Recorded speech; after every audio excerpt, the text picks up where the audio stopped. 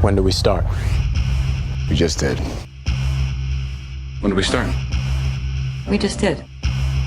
When do we start? We just did. My voice is my passport.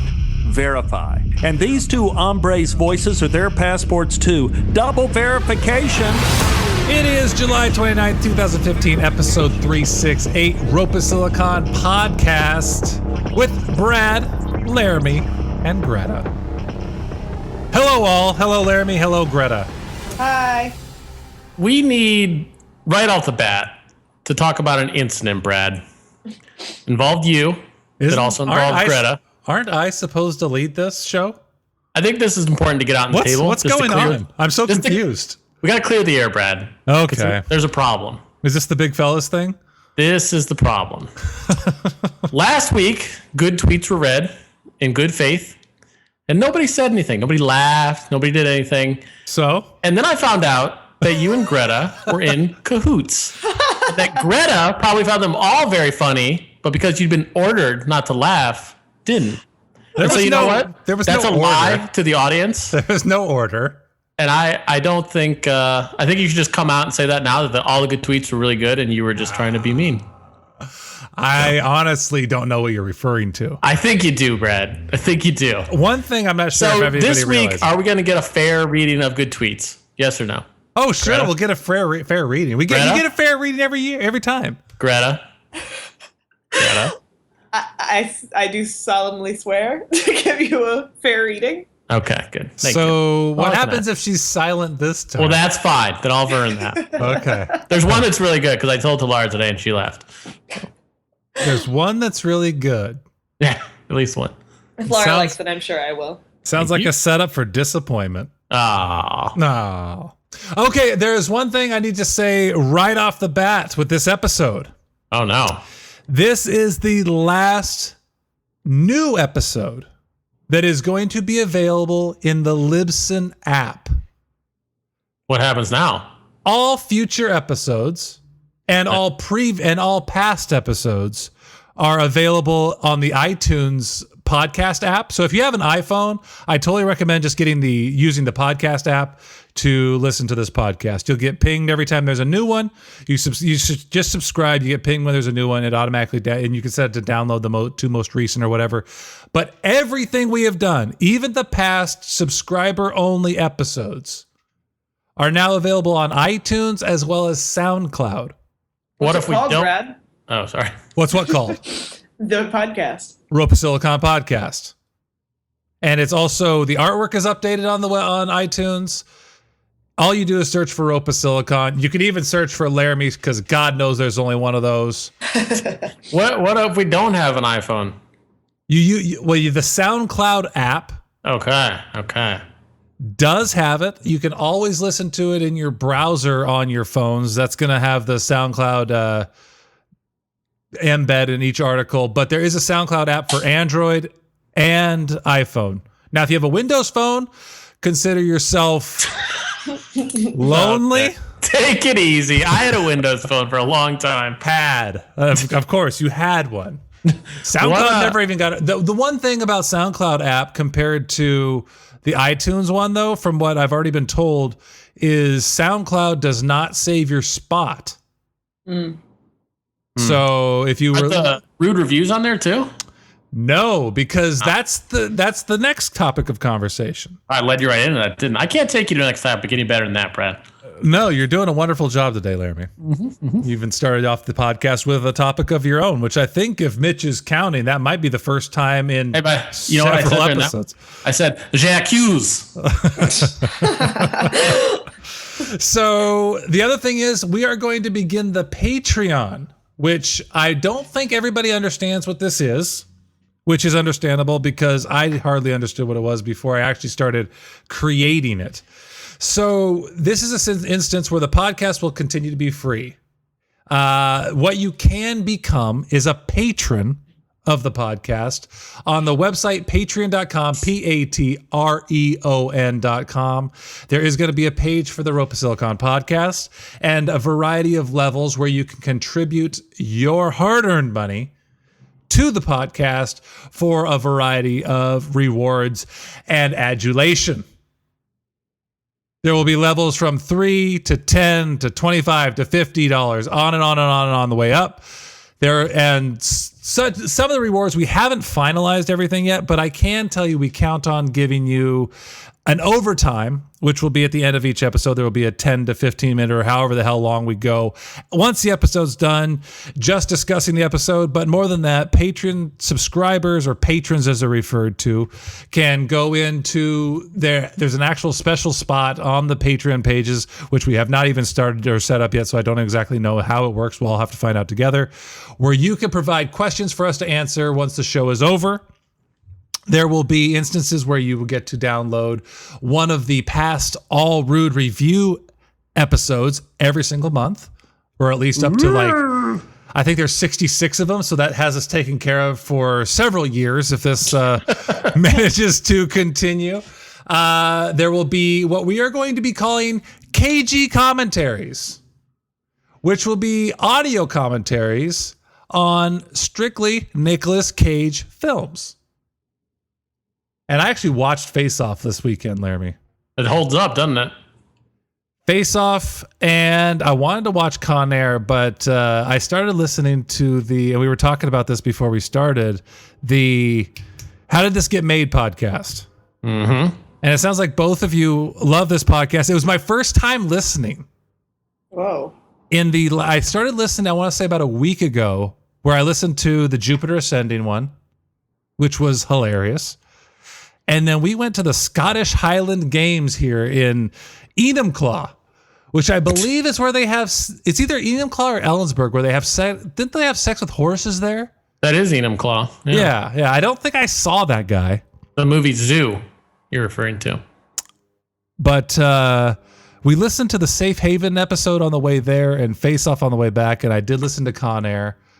And it's a great podcast. If you're not listening to that podcast and you're listening to this one, I definitely recommend that podcast because it's hilarious. And It is amazing. I'd say about 1,000 times funnier than anything we've ever done. Oh, Wouldn't you though? Manzukis is hilarious. now a lot of my stuff's pretty funny. Which one? What are we referring to exactly?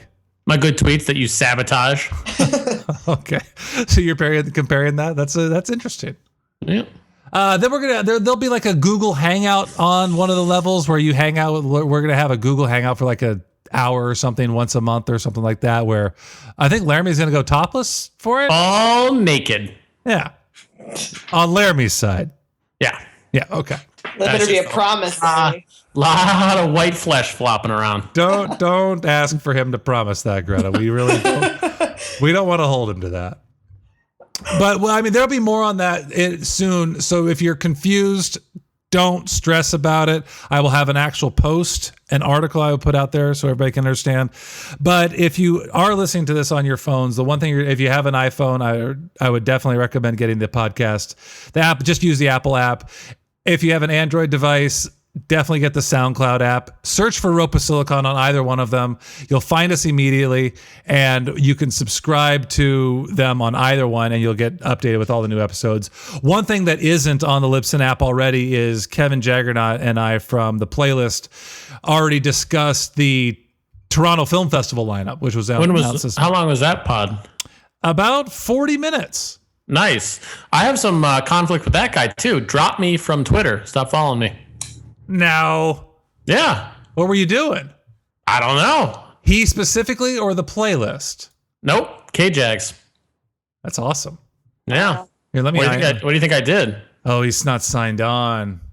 I don't know. What were you doing? I just try to get along. Maybe my good tweets finally got to him. No, I would probably assume it might. I actually think it might be an accent. I don't know, man. Because both the playlist and I have unfollowed each other without realizing we unfollowed each other. I mean, it hurt my feelings. It didn't. You know, I just have to work harder to get more Twitter followers now. God damn, man, you got a lot of beef.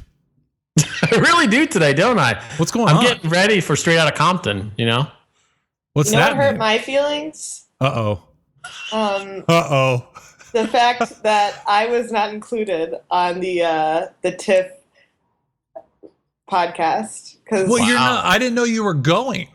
You're going? I'm not necessarily going. See, that's the thing. Kevin I work and I at film festivals. Come on. Well, It's my Kevin thing. and I have done this. I believe now this is the third year in a row. And we just did it basically on a whim because we had done it. We remember doing it last year. Yeah, well, So- you were on the stinky train. Brad Yeah, was well- on the podcast. We'll use that as the excuse. I thought you were on a train. Uh-huh. She was on Yeah. the train. Oh, she Well- was on a train? Oh, then I was right. Yeah. No, not when you were recording it at 7 a.m. When was I recording it? You don't even know. 7 a.m. You said so on the podcast. Oh, you No, listened to that's when I got up. Oh, well, it was still this morning, and I Wait, guarantee you- I wasn't on the train. it. You listened to this podcast? Yes, I love Tim. Was it any good? Yeah. What the fuck do you think, Laramie? Well, I asked to like Kevin Jagger not a lot, so. You know, I used to. I was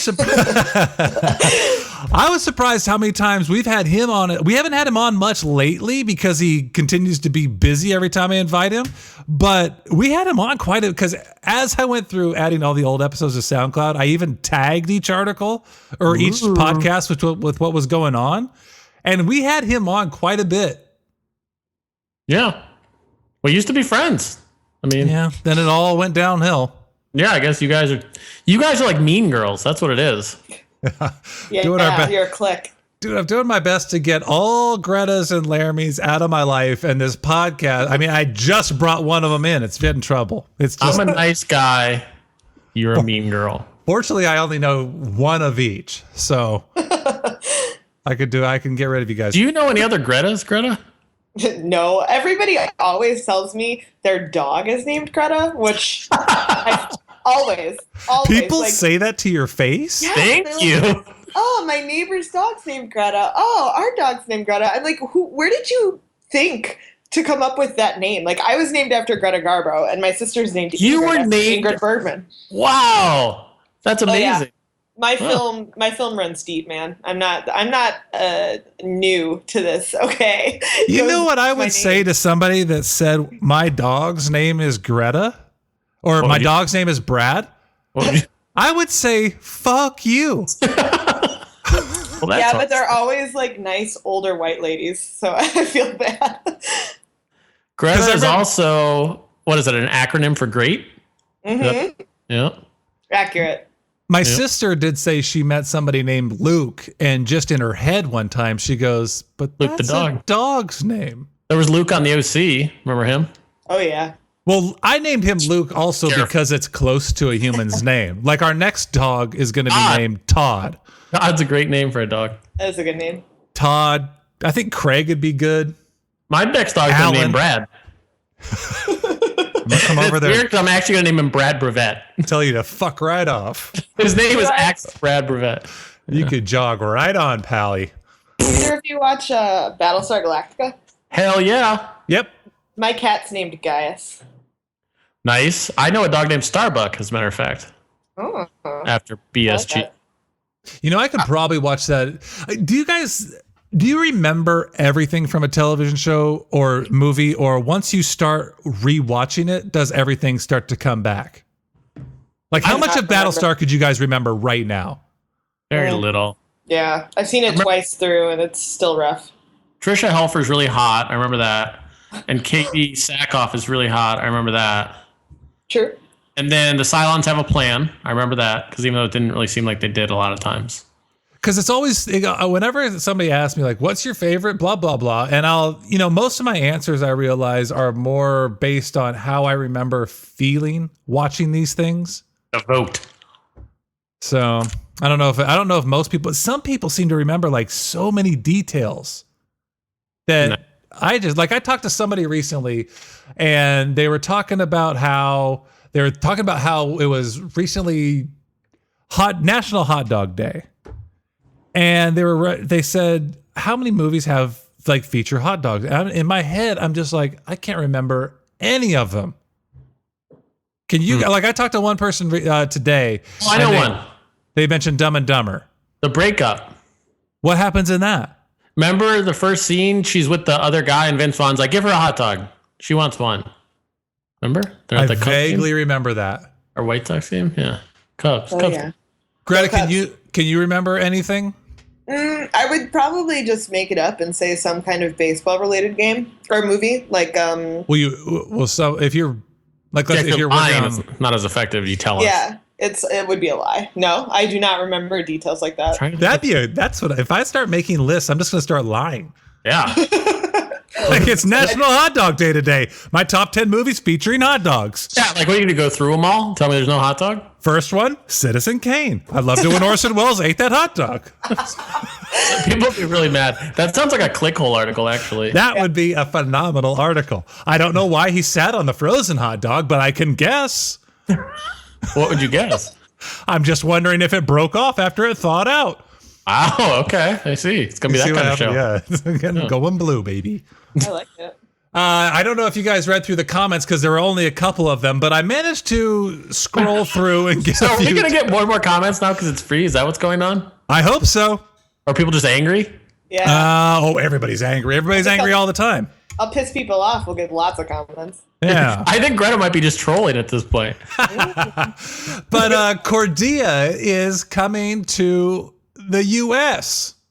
Okay, we gonna hang out. and said, I hope to see some movies while I'm over there. Any suggestions for good cinemas in New York City? Now, I have no suggestions because I've only been to New York a couple times, and that was a long time ago, and it wasn't like I was sitting in any great theater. These theaters I was sitting in were no great shakes. Either of you have any recommendations? No, I haven't spent enough time in New York. I can't say I have either, but on Slash Film, Devendra talks about the arc light a lot. Okay, because I know there's an arc light in New LA. York, in LA, that's pretty nice. Yeah, that's beautiful.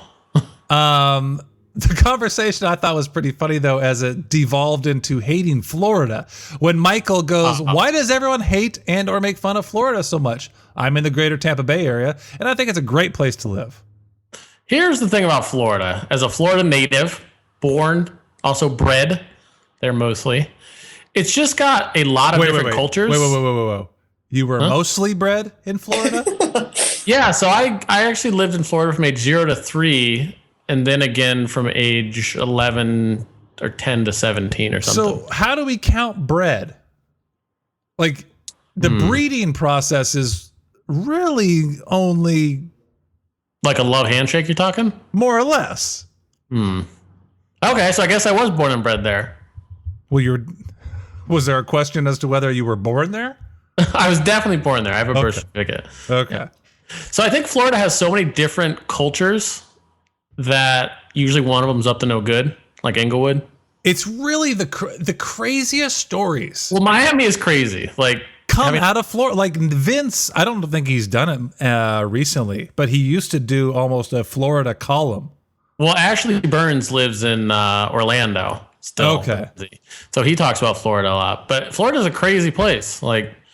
But it's not like a bad place necessarily. Like Tampa Bay, St. Pete's pretty sleepy little town. Okay. A lot of retirees just chilling. Question for Greta from Ryan. Could Greta talk about her thoughts on 2015 so far? Her thoughts on the blockbusters, what she's really liked and hasn't liked. And before you answer, I was starting to wonder if I need to create a new drop. Yeah. Asking Things Greta likes. the get to know Greta moment. Oh, I like it. Okay, so I'll get to work on that. That'll be the It should first be thing. really sophisticated, nice drop. Like your normal. Oh, trust me, it's going to be the professional level of everything I've done so far. That's what I'm asking for. Okay, so Greta, 2015 so far, thoughts on the blockbusters, what you've liked, what you haven't liked. You got 20 seconds, go. 20 seconds. I don't know about that. Well, you're wasting time. Yeah. Well, 10. Okay. So far this year, I would say Mad Max is far and away my favorite movie. It hits all of the right buttons in me. Plus, it's a badass action movie. So, which is like I love horror and action a lot. Is that not a button that you have? Because it hits all the other buttons, but that's not a button that you typically have. I mean, I'll see an action. It's action movies and horror movies are like genres that I'll go see pretty much no matter what. But they aren't necessarily something I'm gonna like love. I guess I give them the benefit of the doubt. But this was like, we have almost exclusively female protagonists, and Mad Max is just kind of like a side character, and it was badass, and they kicked ass. And so, I mean, those are things that I'm always looking for in a movie. Okay. So, I was a big fan of Mad Max. I really liked Spy. I thought it was really funny. I love Fast and Furious. Okay. I love all of those movies. Wait, you like Tokyo Drift? That's the only one I haven't seen. Come on. Yeah, I know. Tokyo it's Drift rough. is amazing. Laramie, you've taken this joke far enough on the drifting. I love Tokyo Drift. Well, you really don't. I really do. Lucas really Black is my jam. Well, then I think moving forward, any gift I purchase you will be Tokyo Drift related. That's fine. That's amazing. I think I've stated once or twice on this podcast, I really, really like Magic Mike. Okay. Real big fan. And then some of the ones that are in the process of coming out right now or have just come out on DVD are the Argentinian film. I was nominated for an Oscar last year, Wild Tales. Oh yeah. It just came out in Chicago. Isn't that a crazy movie? Yeah, it's an amazing movie. I don't want to talk about it too much because I think it's best seen without much. No, you could really spoil it even with just revealing any tiny little joke. Yeah, I don't. Yeah, I saw it like totally clean. So yeah, me too. I like to preserve that, but I recommend it, and it's on. I think you can get it at Redbox at this point, so there's like really no reason to not see it. I love Tangerine. Another one I don't want to talk too much about because so Jordan went to see this, mm-hmm. and he said he walked out. Ooh, he's also from Iowa. Is he from there? I don't know. I believe so. You guys, I know you guys were connecting over the fact that you were from Iowa. Well, I'm not from Iowa. Well, you went to Iowa. Yeah, I lived in Iowa for 8 years. You were born and bred in Chicago. So, no, that's a different discussion. Yeah, he said he walked out. He said he was just like, I felt it was just time to cut my losses. Wow, that's surprising. But I mean, I think it's a great movie. I could see how it's not for everybody. Shot on an iPhone. Yeah, that's true. I mean, it just came out here, so I feel like people still have a few weeks before it'll be out of theaters. But I also really liked The Overnight, another comedy. Okay, yeah, I think I know Mike saw that at Southpaw. I can't remember what his final thoughts were. It's pretty cute. It's a cute little tale. Yeah, if you like the people that are in it, they kind of give really classic them performances. So I'm a fan. Gave it a B+, so he seemed to enjoy it. I would give it a B+ too. Okay. I'm trying to think of other blockbusters. One thing I'm really ashamed to say that I haven't seen yet is Inside Out. Well, I think I will love that if I see it. I wouldn't be ashamed. No, What was that noise, Laramie? That was me poo-pooing it. Okay. No, I think I'd like it a lot if I saw it. I just wasn't able to get around to it. But yeah, I don't know. There's a few documentaries too. Someone asked about documentaries that I liked since I worked at True False last year. And I mean, I really love Citizen 4. Obviously, it won the Oscar last year. The Act of Killing is incredible. Josh Oppenheimer's kind of follow-up. It's an amazing film. Wait, you're talking Act of Killing. What's the follow-up though? It's the second movie in. Oh my God! But no, that's not the follow-up. Act of Killing is the original. Or not? Yeah, you're right. I'm Look lying. of Silence. Look of Silence. Sorry, they're such. I don't love either title, but yeah, the Look of Silence is incredible. It's really, really. Is it better than Act of Killing? I like it more, but they're really, really different films. Like the Act of Killing is incredibly unique in terms of how it approaches the subject matter, whereas the Look of Silence is you just follow the main it's about a gentleman whose brother is murdered, and they live in a town where the murder was like very well known. So they go around and talk to people who were complicit in his murder, and it has the same tone, I guess, as Act of Killing, but it definitely approaches talking about this genocide in a different way and in a really, really personal way. God, that would suck to be murdered. Especially, it's like a horrific way they kill him. They describe it at length. It's a rough movie. It's very good. I saw it at TIFF last year, and it was definitely one of the better films I saw, period. Well, act of killing was no treat. No, I know. There's something just really intimate about this that I've connected to a little bit more. I mean, they're both great films. You're not going to go wrong. And the Act of Killing, just Josh Oppenheimer just released his director's version, so it's a bit longer. I think it's on Netflix now. I don't know if that movie needed to be longer. I mean, he was there for like 10 years or something. He has like so much footage. Like this, he didn't even have to do anything for this movie. He just used stuff he already had. Well, I'll say about halfway through Act of Killing, I was like, okay, I get it. Let's move on. And he did. He finally did. But it's it's over 2 hours. And it dwells in some dark ass shit. Yeah, it does. But I can't wait to never see that. I mean, the second one, I don't know. Yeah, it depends on your ability to withstand really horrible shit. But it's 0%. It's an excellent film. I remember when Laramie was trying to read that Mao book. Did you remember you were reading about Mao and his everything he did way back when? Chairman Mao, you mean? Yeah. Yeah. And did you stop reading that because it was boring or because of all the bad shit he did? No, I think I stopped reading it because I kind of got it after a while. He was just really bad. See, that's the thing I felt like with this Look of Silence documentary. And then you get to the end, it's like, damn. It's a shocking thing. But continue, Greta. Did you have anything else? Any other documentaries you wanted to mention? Two other ones that are, I think, on their way right now are a film called Democrats from Camilla Nielsen about the act of creating the Constitution. It sounds kind of dry, but it's like riveting. It's a documentary? Yes. Huh. Okay. And then the other one I really loved this year, we programmed at True False. It's called Field Niggas, and it's by a guy named Khalik Allah out of New York. It's an experimental film, and you can watch it on YouTube if you want. It's for free. He's actually like a street photographer and just made this kind of experimental 60-minute movie that was one of my favorite things I saw last year, period. So, well, I saw it last year, but or earlier this year. But you can see it whenever you want online right now. He's also going around the country taking it to people.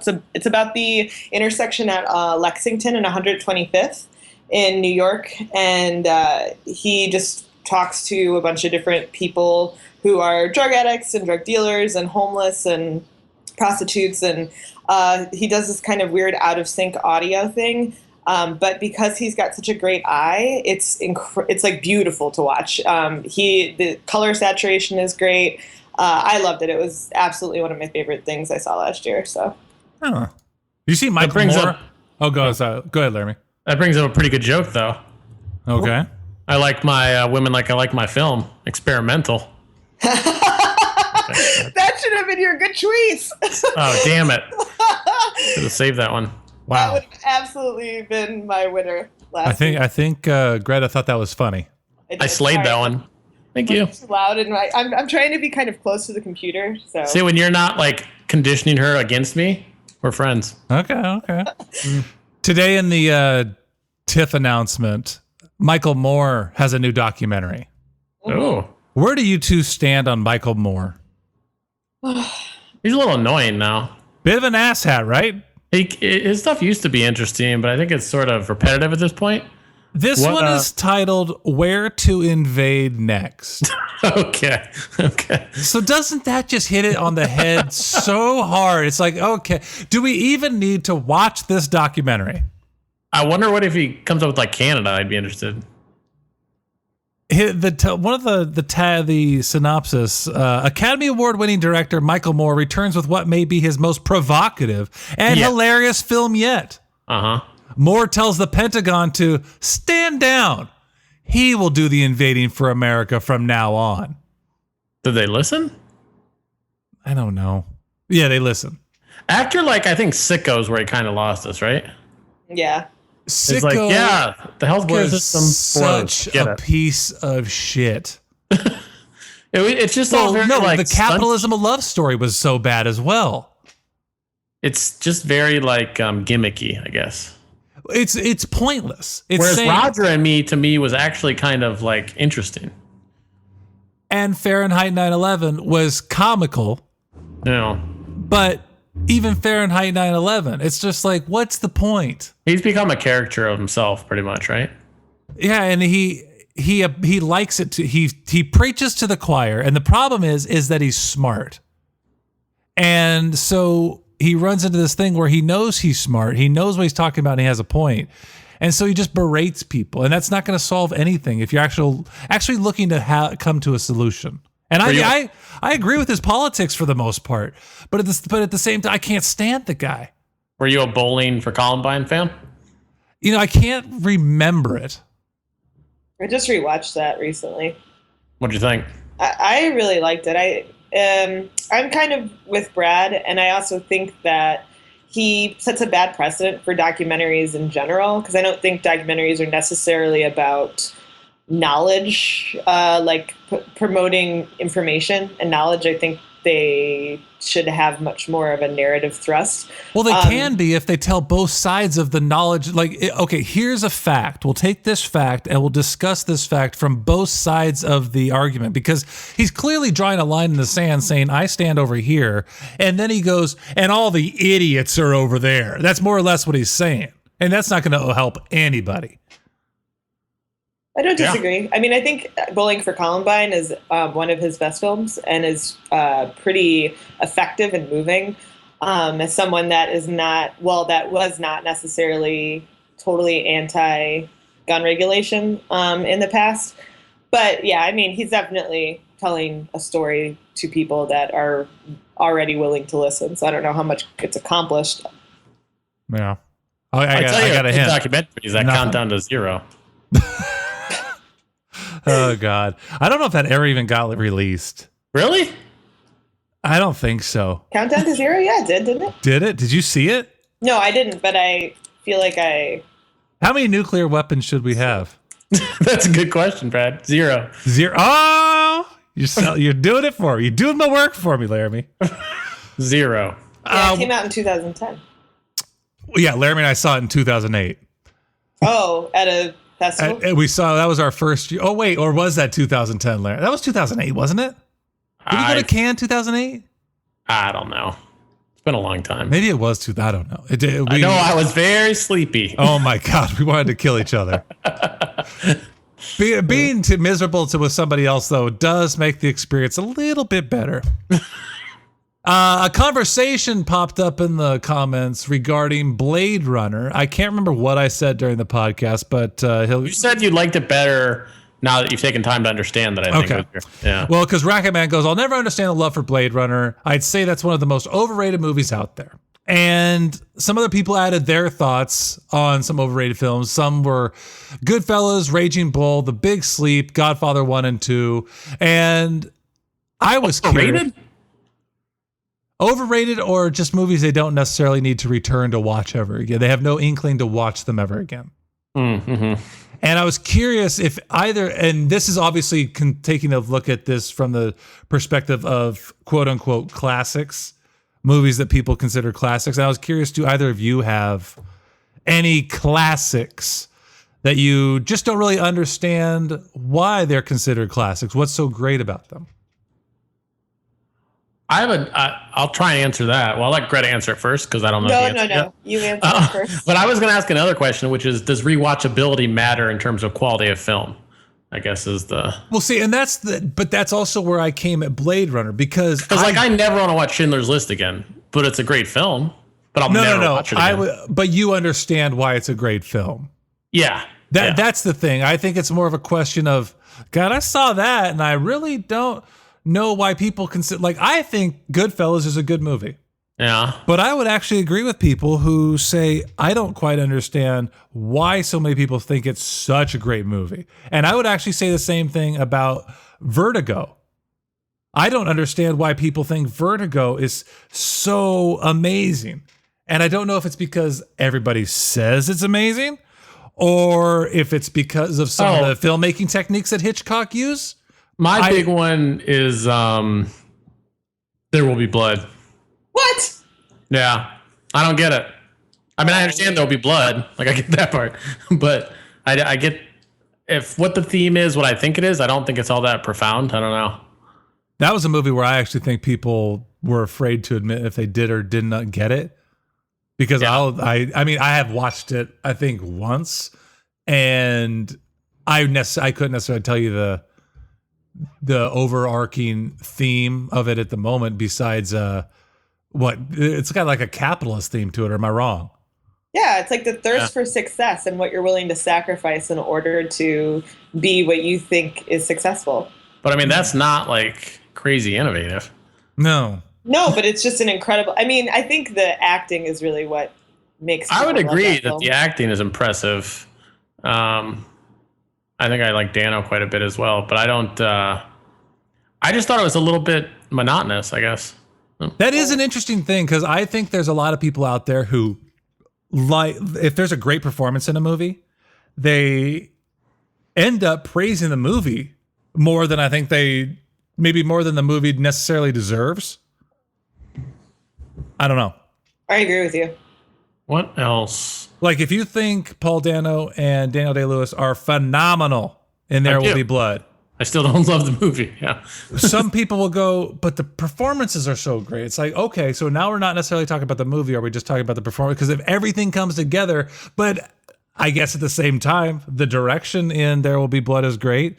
The cinematography is wonderful. The score is wildly unique. Well, I mean, I'm a huge PTA fan, and maybe that affects it as well. Like, I have this preconceived notion of what I think a PTA film should be, you know? But you're also not a fan of The Master.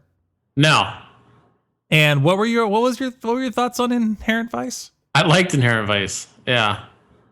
Really weird film, but I enjoyed it. How many times have you watched that? Did you watch it just the once?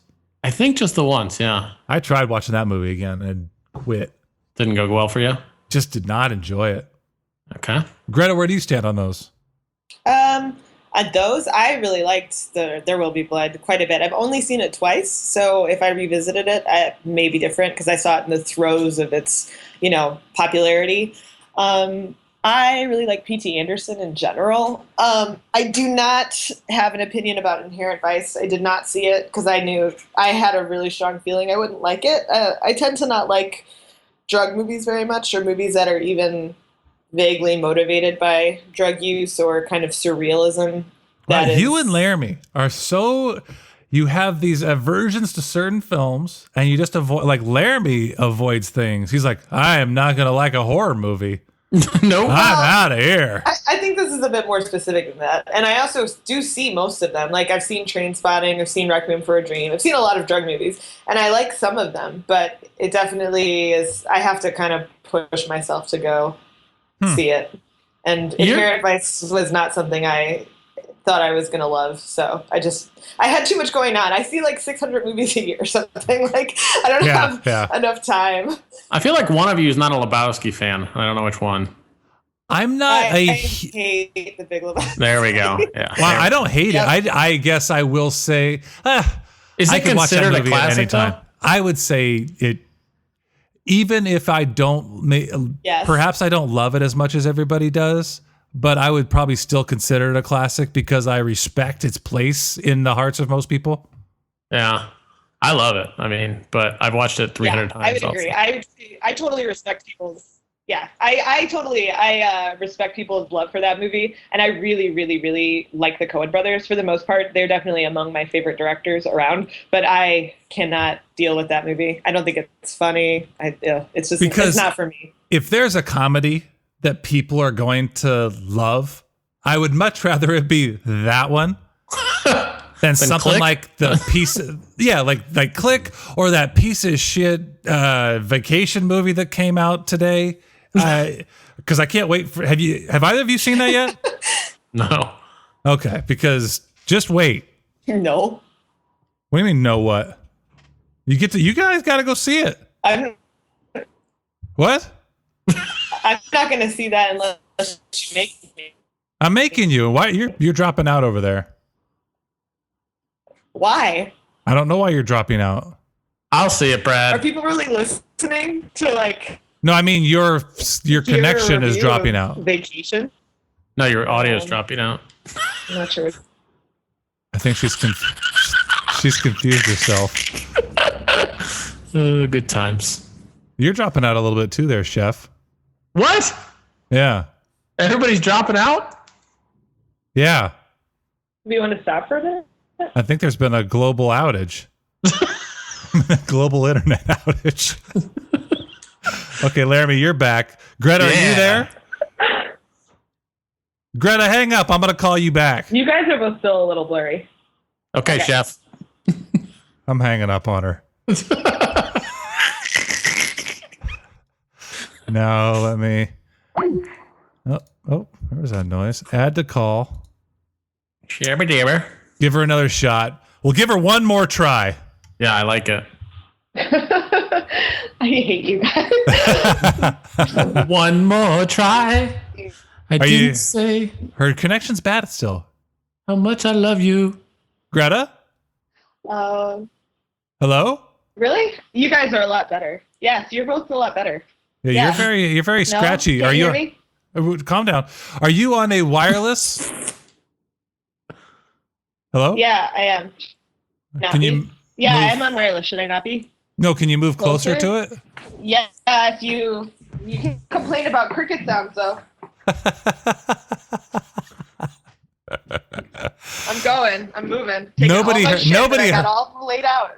Nobody heard this, but both Greta and Laramie were giving me a hard time on sound quality. My want for quality sound on this podcast. So I guess if the listeners don't mind random, I mean, I know they don't mind random Bugsy noises. I think they like random Bugsy noises. I know, which is just so disturbing to me. He's an angel. Oh, he's definitely an angel. He's a hell's angel. He's so cute. He's so little and handsome. Greta? I'm here. I'm moving all of my shit. What do you have? Like, Better? you have like a tent or what's going on? He's got like a have proton my- pack on. I have my laptop. I have my cell phone, my water, my pop. You have a water and a pop? Yep, and a pop. Wow. Okay. Am I better now? Well, when you don't walk away from the mic, you are. Okay, I know. I was plugging my laptop in. I think you sound well. I think you sound good. When you don't Okay. sprint away from the mic at top speed, you sound pretty good. You guys are the worst. sound over there? I didn't ask how I sounded. I mean, is the connection better, less breaky? It Dude. is. Is Vince there? No, he's not home yet. Oh, I was going to say put him on. Talk Although to- I do like that people have decided that Vince Mancini is my fiance. I swear to Yeah. God, the first time you said Vince, I'm like, does she know Vince that well? I thought No, I didn't think they I even live wish. near each other. I like Vince Mancini, so. He's We a have lot of man. okay. So we have this episode. We have a lot of listener questions. Unless you guys had any more classics that you wanted to piss on. Wow. I mean, there's a ton of stuff that I don't really care for that I'm sure people would hate me. Like, I'm not a huge Steven Spielberg fan. I don't really get Blade Runner. Do you like that they're- Warhorse? No, not at all. I don't like overly manipulative movies, and I feel Thank like you. there's a lot of movies like that. Well, I feel Spielberg has done that. It's become increasingly more frequent. Yes, for sure. His like first decade to 2 decades of making movies, I will give you that most of them are pretty solid, even if I don't love them. But it's like this last like 15 years, his movies are just so syrupy and manipulative and overwrought. Ugh. Yeah, and I begin to wonder if it's just this instance where he just doesn't have the same heart for these movies as he did with his originals, and he's just working from whatever's handed to him. See, I think that he created the method that would eventually destroy him. Like, I think Spielbergian films, when he was doing them at first, had not been done like that. And now it's just a schmaltzy way to do things, right? That I wouldn't argue. And yeah, but if you take that and then Like, you can feel combine the it, strings now. yeah, but then you combine that with something that he's just not necessarily as passionate about. Yeah. I don't know. Yeah, he's. I don't know. I would say- Bridge of Spies is good, but I would say Letters from Iwo could blow me. I don't know if you think that's a good film. I wouldn't say that's classic in the terms of what we're Okay. discussing here. You want to know who I really hate? This will we'll have 200 comments next podcast. Uh-oh. I really, really fucking hate Clint Eastwood. I hate him. Why is that? Hate his movies. Have you seen Unforgiven? Okay, yes.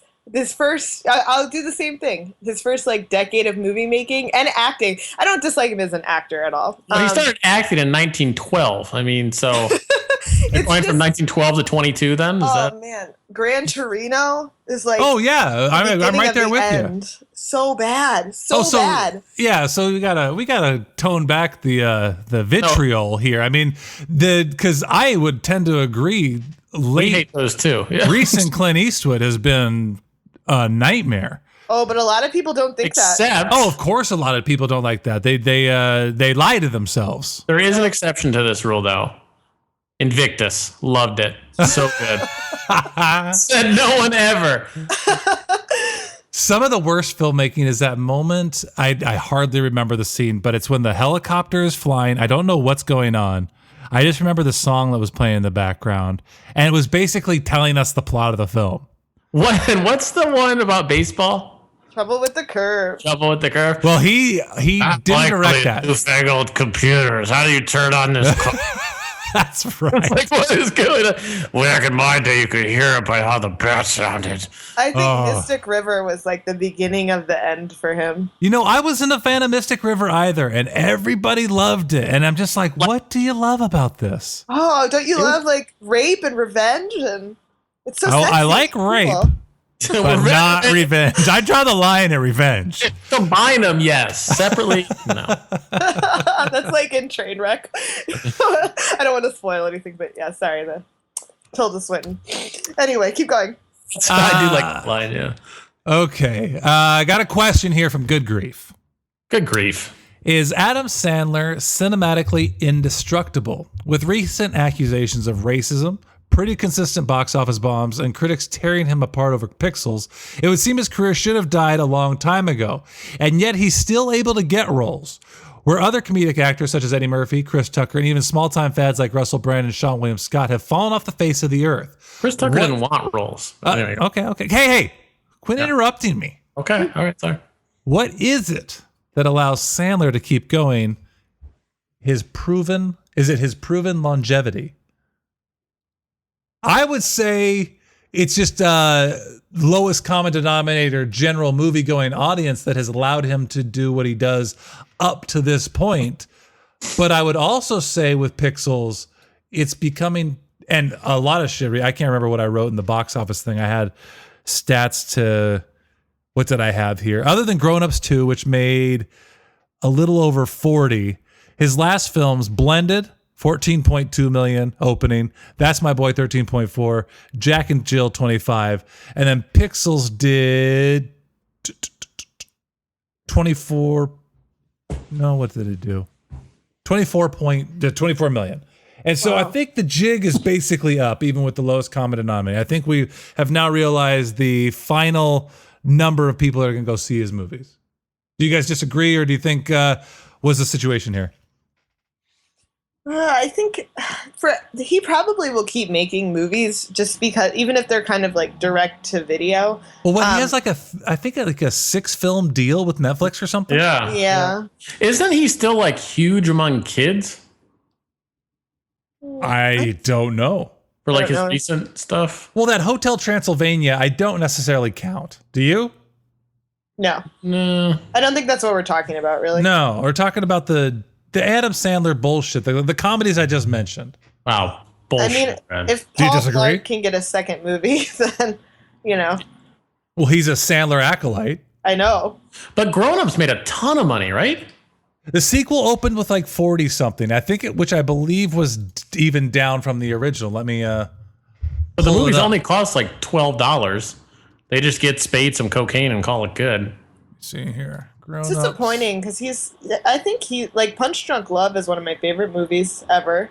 The movie's amazing. Yeah, he's great when he wants to be. There are even a lot of his comedies. I love all of his original stuff. Billy Madison and Happy Gilmore.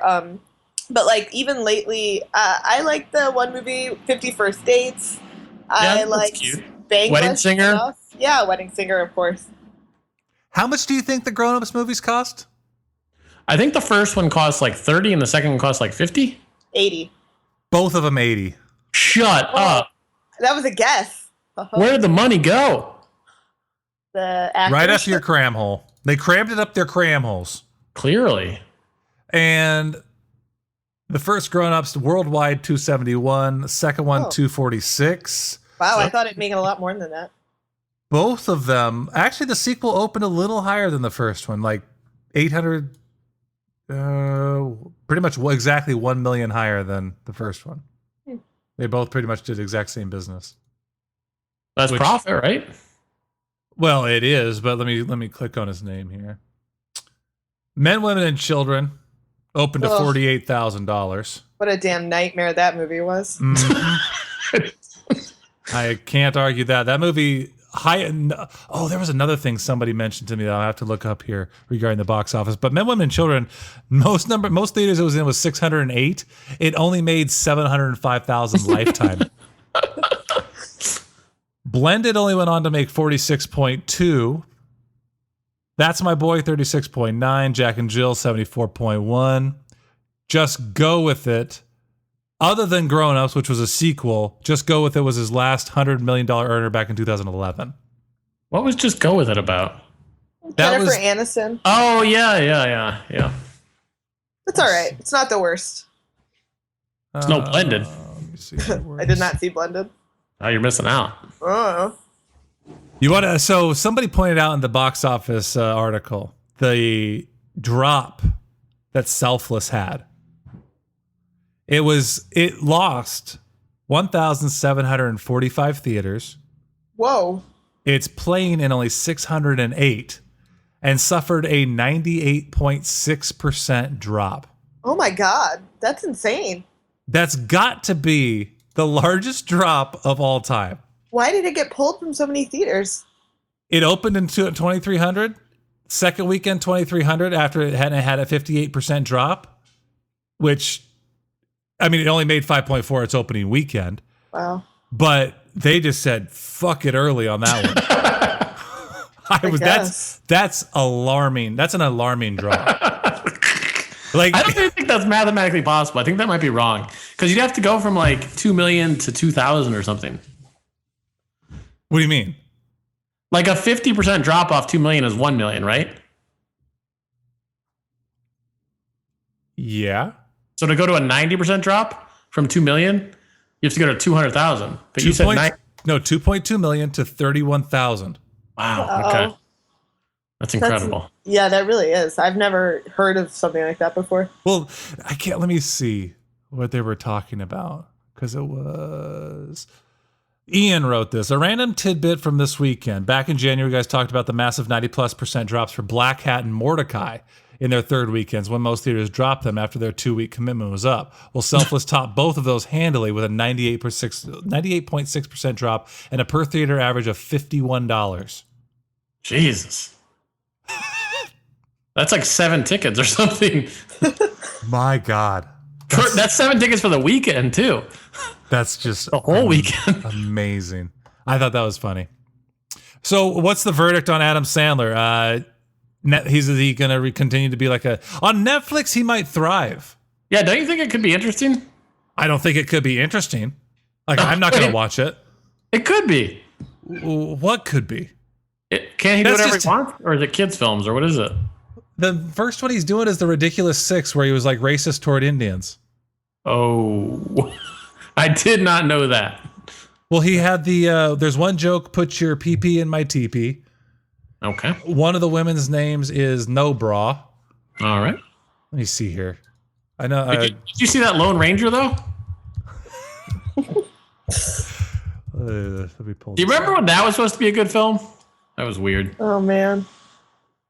Did either of you go to the junket for that? Or the where they bring you to like the... Yeah. No, I don't know. There was like a premiere or something I was listening to. Maybe it was Slash Film that did it, but they were talking about how they had like horse rides and like all kinds of random ass shit at the premiere.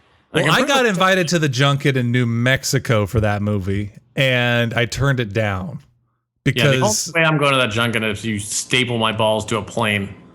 It's just the junkets become these instances where, for my website, it's not valuable. For mainstream websites, I'd say it's rather valuable because people are showing up to see celebrities just give canned answers. The one to go on, though, was the couples retreat one. That was the one, man. Oh, yeah.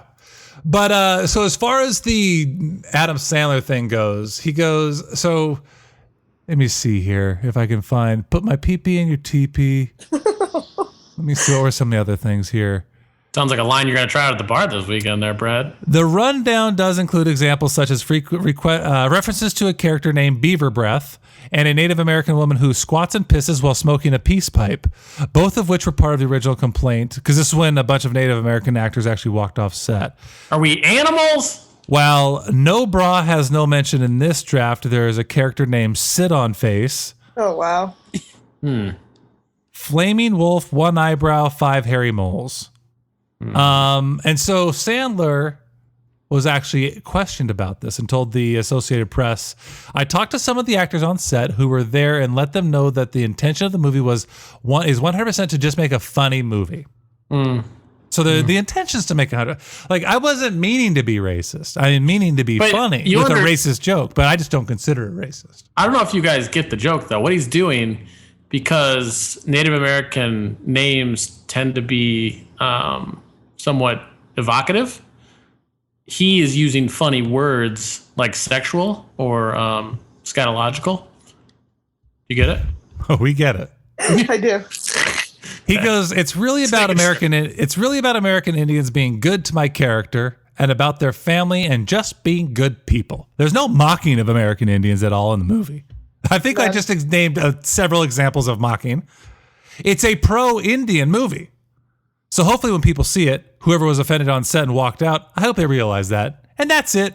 It was kind of taken out of context. All right. It sounds to me like we got all the context. Live my life.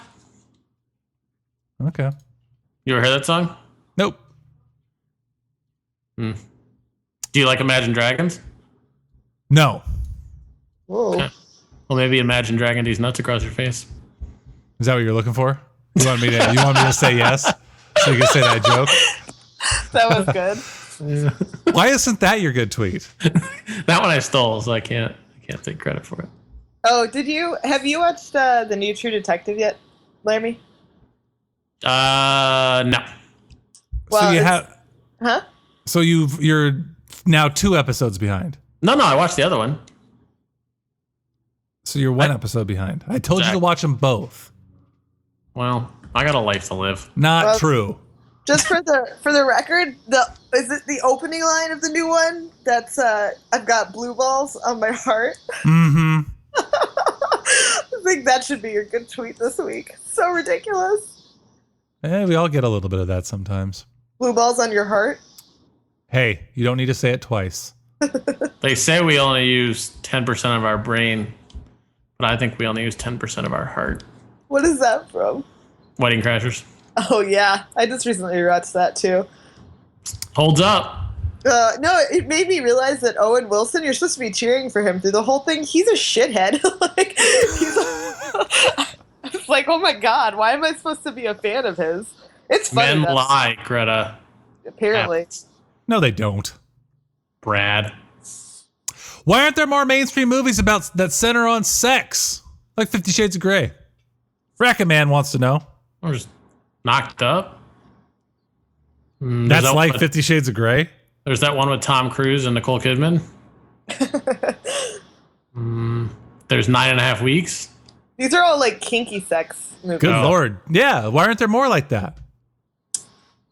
I think there are a lot. I think the American public is pretty skittish. Yeah, do you think it has to be do you think I would say it has to be that one thing that has sort of captured the zeitgeist for that moment in order to be successful, because they keep on trying to capture lightning in a bottle, like the Harry Potter. They tried to, remember they had like Aragon, they had all this Percy Jackson, all this bullshit, and they made a tiny bit of money, but like look at how many times they tried to make Narnia happen thanks to Lord of the Rings and Harry Potter, and people weren't buying it. You have to have that one moment that captures people's attention. Well, and do you really want to watch a movie that's about sex that's like rated R? I mean, it's Oh, wait. kind Well, of 50 boring. Shades was, people went. I went. It was really boring. It was as if none of the people had ever had sex before. Whoa. It was like a really boring movie. I don't know. I mean, Racist. if it's going to be about sex in the way that 50 Shades of Grey is about sex, it has to be at least like NC-17, and that's just not going to happen. What especially now. about Blue is the Warmest Color? Was pretty sexy. Yeah, but that's about like love and relationships and coming of age. Yeah, like it's not. sex It's not is a about feature. sex. Okay, so I'm the deviant now. Okay, fine. Blue's the Warmest Color was a little bit like this. Okay, take it easy. Oh yeah. What about that one with Demi Moore, Bruce Willis, and Robert Redford? Indecent Proposal, Laramie. That one was sexy, right? I don't know. Have And you seen Disclosure. Have you seen Disclosure The was a Dreamers? piece of shit. I haven't seen The Dreamers. That's one of my favorite movies. Bernardo. Bertolucci. Yeah, there's a lot of sex in that movie. Little twincest. Got to get. Wow. I actually have that movie. Ava Green gets all naked in that one. That was like her first movie. Yeah. Incest is not a word I've ever heard. They had real what? Okay, well, that was like I remember when that came out because I was 15 and we had to sneak into it because none of us were old enough to see an NC-17 movie, and we got really excited and freaked out. We thought we were gonna get caught. That was a pretty. fun Meanwhile, the one. guy selling a ticket like, I don't care. Like, leave me alone. Yeah, basically. But that was when I think they like had sex while they were making the movie, and that was like one of Bertolucci's, Buffalo 66. Like, yeah, like so. There's a sexy movie about sex, Oh, and France in 1968. been there. Greta, do you hear that noise? I hear it when Laramie talks. It's like a clicking. No, like that. No, it's like a different kind of noise. Just agree with him. Just say yes. It's now time for Laramie on TV. He's going to do it. He just got to. On a spankish little bottom. Why are you getting so That's pissy, what Laramie? That's what you want to hear. That was I've so heard- good. What's your problem over there, tough guy? It's called The Last Ship. There's only one ship left, but there's a couple other ships. So you watched The Last Ship. It got better. This week was a little better. They found the president of the United States. Well, actually, he was like the 12th in line. And now there's some consternation because POTUS is sort of, he's under the spell of the guys who think they're chosen. So God, this show sounds terrible. it's really good. Like, I don't think that sounds like a show that if you're not already watching, you're never going to. Mr. Robot, pretty good. Back on track, I'd say. I watched another episode. The second episode wasn't all that intriguing. Okay. I'm not saying I'm quitting on it. It's all the weird thing about that show is on demand. They don't list the titles of the episodes. They have like the Numbers, yeah. the file names. Yeah. Is that how it's supposed to be? Yep. That's so dumb. It's because it's so hard. No, it's not dumb because it's dumb. It's dumb because they list like the English version, the SD version, the HD version, then the Espanol version. And I'm like, which one of these am I supposed to click on? Very confusing, Laramie. I also watched I started TV on a show called, God, you're gonna have to help me out. Is it like Gesundheit 66? What is it? Do you guys know the No, show? it's Deutschland 78. Yeah. Yeah. Is that supposed to be good? My mom's really into it because we're German, so she likes that shit. I've heard it's good. In NPR, they were really loving it. What? Why is it so funny? We're German. My mom likes that shit. She does. They're like really into German shit. My sister speaks it. I don't know anything. Anyway, it's supposed to be pretty decent. My mom likes it. She likes a lot of that like darker. Did you just say Dees? I think she did. I didn't want to be the one to say something. But You guys are showing your age. Wow. I don't know. I like that show. you can just cut words off willy-nilly now. I like that show, but that should be totes obs. It's only Natch that I'd like some German shit. Okay, Dies is a pretty common abbreviation. It's Dees. It's got. What was it also recently? I hadn't heard somebody refer to me as basic, right? Wasn't that another You one? are definitely basic. That was Laramie. I'm totes basic. Yeah, you're very basic, Brad. We talked about that last week, actually, Brad. That's what I said. I would say that Gesundheit 77 has its German game on sleep. Deutschland 78. Yeah. There you go. Jesus. So I you haven't watched watched it yet, though. And you watched last week's episode of True Detective. Mm-hmm. And what'd you think? I mean, nothing happened. You're right. Wow. Tell that to all the haters. They went back to the whatever, and then they got back together. They got the gang back together. I mean, I enjoy her time in a, sexual harassment thing. That's kind of fun. I'm really surprised you didn't watch last week's because it's got this past weekend's because it's got the orgy scene, which I thought you'd be all about. Well, no one told me. He did tell you. That was why I watched it, because he's like, there's an orgy scene. So I was ready. And Laramie's like, ooh, I love orgies. I do. It wasn't a very fun orgy, I have to say. Oh, this is when Rachel McAdams dresses up. Yeah. Mm-hmm. Okay, so anything else you watched, Laramie? American Ninja Warrior. Okay. Jesus, what are you doing? I'm reshifting my mic. My back hurts. I watched. Do you think we can't hear that when you do that? I watched the Bachelorette finale. Okay, Lindsay watched that as well. People are mad about that. I didn't watch it.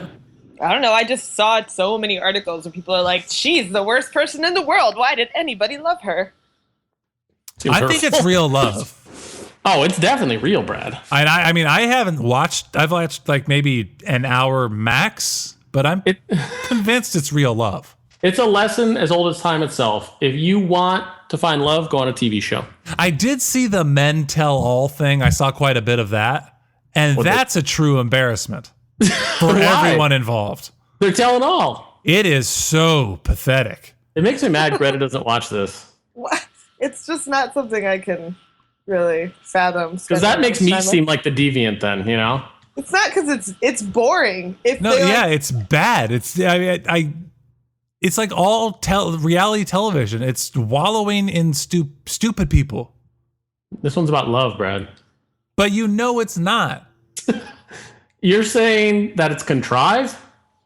I'm saying it's stupid. Yeah. I think by next week, I'm going to have the first season of Mr. Robot and the first season of Unreal, or up to where we are with both those shows under my belt. So. Oh, so I want to TiVo Unreal too. I've heard that's pretty good. Yeah, I've heard very good things about it. So. Let's make a pinky swear to do that, and then Brad maybe will stop crying about stuff.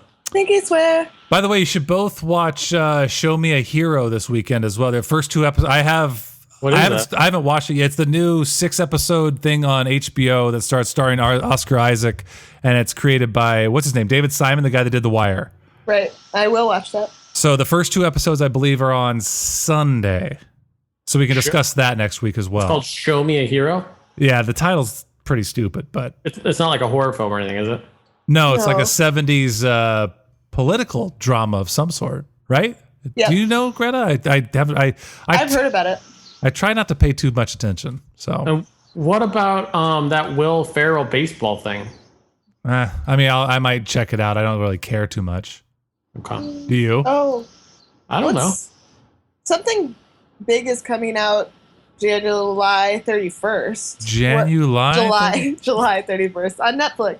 Oh, Wet Hot American Summer. Do you care about that? I like the movie a lot, and I like everybody that's in it, so I'm definitely gonna watch it. Is it like a show about the movie? It's like a sequel. Is it a sequel or is it a TV show? It's a sequelized TV show that I believe is like 6 or 8 episodes. Yeah, I'll watch that for sure. We are like every barbershop in America, just like grasping for answers with each other. Just like, is that a thing? Yeah, that's a thing. That's perfect. What the hell? It's not like we're talking about important shit. Speaking of which, Laramie. Yeah. Summer 2015 box office draft. Am I winning? You're winning. Okay. But it's getting a little close. Is it shrinking? That lead you don't have anything left, do you? I have 3 movies to go. One of them is that shit show titled Fantastic Four. Okay. Which I am 370 some odd million behind you right now. Whoa, that shrank. It was Yeah. like 700 and some million last Yeah, week. let me pull up the official. Because numbers. Pixels got me. 370.2. Well, it also helped out that Minions is now up to 777 million worldwide. So what do you have left and what do I have left? I have Fantastic Four, Man from U.N.C.L.E., and Sinister 2. Okay. You have Mission Impossible and Hitman. Oh, Mission Impossible is going to destroy you. How Yeah. big Yeah. have the other Mission Impossibles been? Have they been that big? The last one made 4.6 billion, Brad. I tend to think that's not true. I don't know. I'm not going to look either. Last one made 694 on a $145 million budget. That's a couple $100 million in the bank. Oh, Where you certainly. get that- Where are you going to get that from? I don't know. Sinister?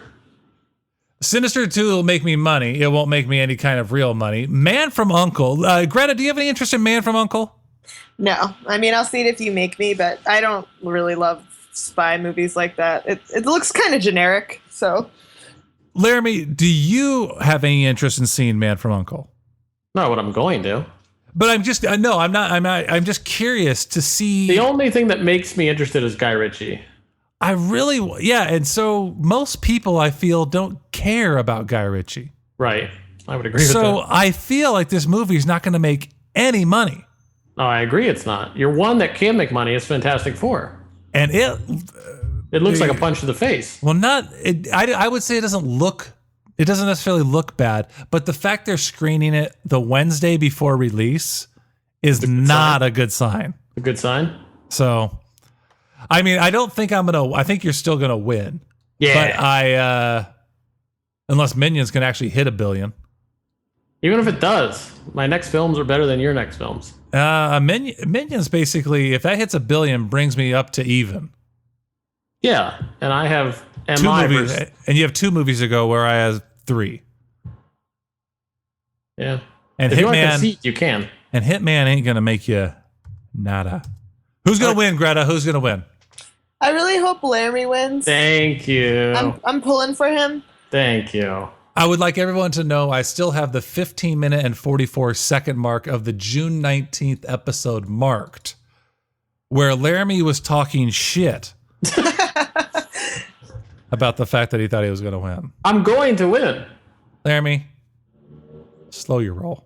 My roll is slow enough. Okay. We have some voicemails.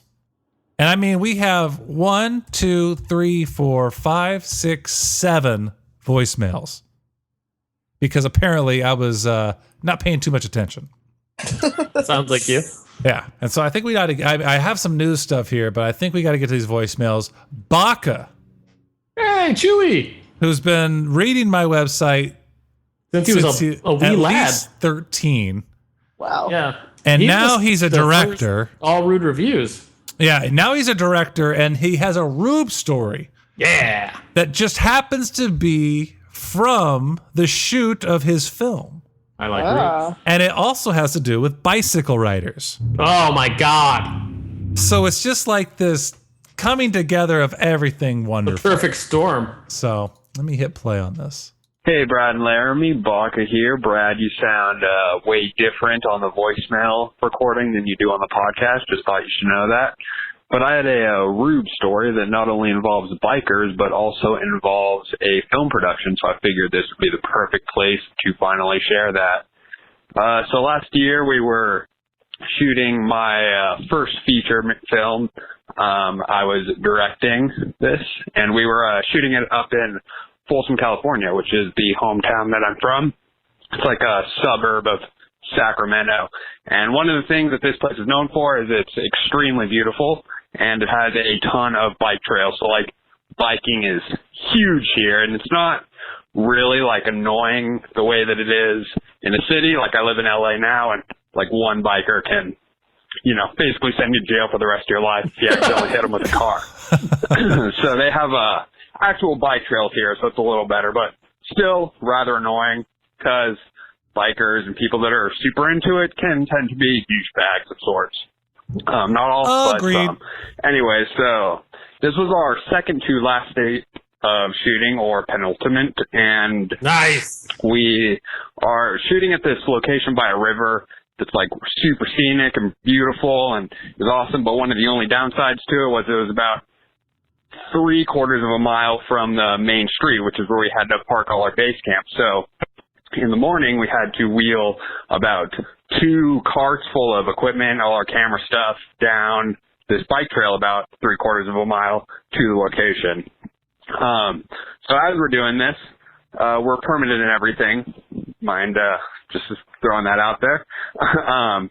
This like flock of bikers just rolls up down this path behind us, which is fine. You know, it's on a bike path, whatever. We are technically in the wrong here. But this is like, it's like a Jurassic Park sized flock when they're in that field, just like rolling up behind us. And, you know, we're on the right side of the path. We have about 2 carts of stuff. There's about 10 people on the crew. It's, you know, it could be considered an obstruction of sorts, but it wasn't the end of the world, I would say. So about 10 of these dudes go past us, and then, you know, just as Brad had in his story, you hear those wheels just screech up behind you. Some guy's just standing there. We look behind, and he's just like, why don't you get the fuck out of the way and go back to L.A.? Quote, unquote. It's exactly what he said. Get the fuck out of the way, go back to L.A. So everyone at this moment kind of looks to me. I'm looking at him. And granted, so this is about, you know, 7:30-ish in the morning, and this is probably our 16th or 17th day of shooting, so I'm just like not really, you know, having in the mood, in the best of moods to be bitched at. Let's just say I'm not prime bitching at material right here. So I just turn around and I kind of like turn around the way like a pitcher does, like really slow, and just look right up to him. And I just, you know, say, why don't you fucking make me, bitch? And he just kind of like lurches back. And okay, I'm not a confrontational person. I've never been in a fight, never been punched, never punched anyone. This is probably the most intense thing that's ever happened to me. And he kind of like looks back like I just punched him in the face. Like literally punched him in the face. He just, you know, he's like, I did not expect this young, like, asshole-looking kid to turn around and actually say that to me. I thought, you know, he was just gonna take shit like everyone else in this town does. So anyways, yeah, he just kind of leans back, and he just, like, gives us a couple more glare, probably said some other stuff that I can't quite remember, and he just rides off. This is something that never would have happened if I hadn't had a bunch of people and a bunch of equipment around me. I probably would have said nothing, probably would have just jumped out of the way, let him ride past, you know, and like, I'm sorry for even gracing your presence with my presence. But anyway, so he bails out. We go, we shoot the scene, get back to our trailer. There's 3 cops waiting there. The guy had called the cops on us. What? They're just, and the cops are basically on this dude's side, because in the small town, cops are always on the residents, you know, the more conservative, older guy, you know, they're just going to take that side. It just is what it is. So they're just like, they start hounding us, you know, what are you guys doing, yada, yada, yada. Pull our permits. We show them our permits. They dip. We dip. The end of the story. Now I just know not to do that ever again. So, anyways, take care, guys. I thought the ending was so funny. Like, now I know not to do that ever again. I have never said it was very similar to my story when the guy was, because I want to just say something, and I felt like you say you sort of liked my answer about, so you're not sorry, but it would have felt good to say, just fuck you. I thought it was something like, how about I beat the shit out of you? Yeah. With this pipe. Well, my crew watches. Yeah, he had to record that in 2 segments. It was because I guess the voicemail cuts you off after 2.5 minutes. Oh, so you edited it together for us like a real producer. Tell me about it, right? I didn't even hear the edit, Brad. Of course you didn't. Seamless. I'm a fucking master.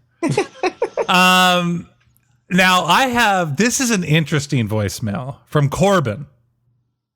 Now this voicemail he recorded as a goodbye to the podcast voicemail. Oh, wow. And he wanted us to play it just in case the last episode comes and we don't know it's the last episode. Like we die? Like no, like for some, well, think about it. Do you remember the last time we ended the podcast? No. And we didn't even know it was going to be the last episode. Oh, I see what you're saying here. So it's that kind of scenario. So he wanted to get his sentiments out there. Oh, okay, sure. And it's quite the touching voicemail, Laramie. It's an email with his voice, Brad. That's what you're meaning to say. Do you have any tissues? No. Because you might need them. Okay. You ready for this? About to get dusty. Does he sing Boys to Men? Like what? No. Here you go.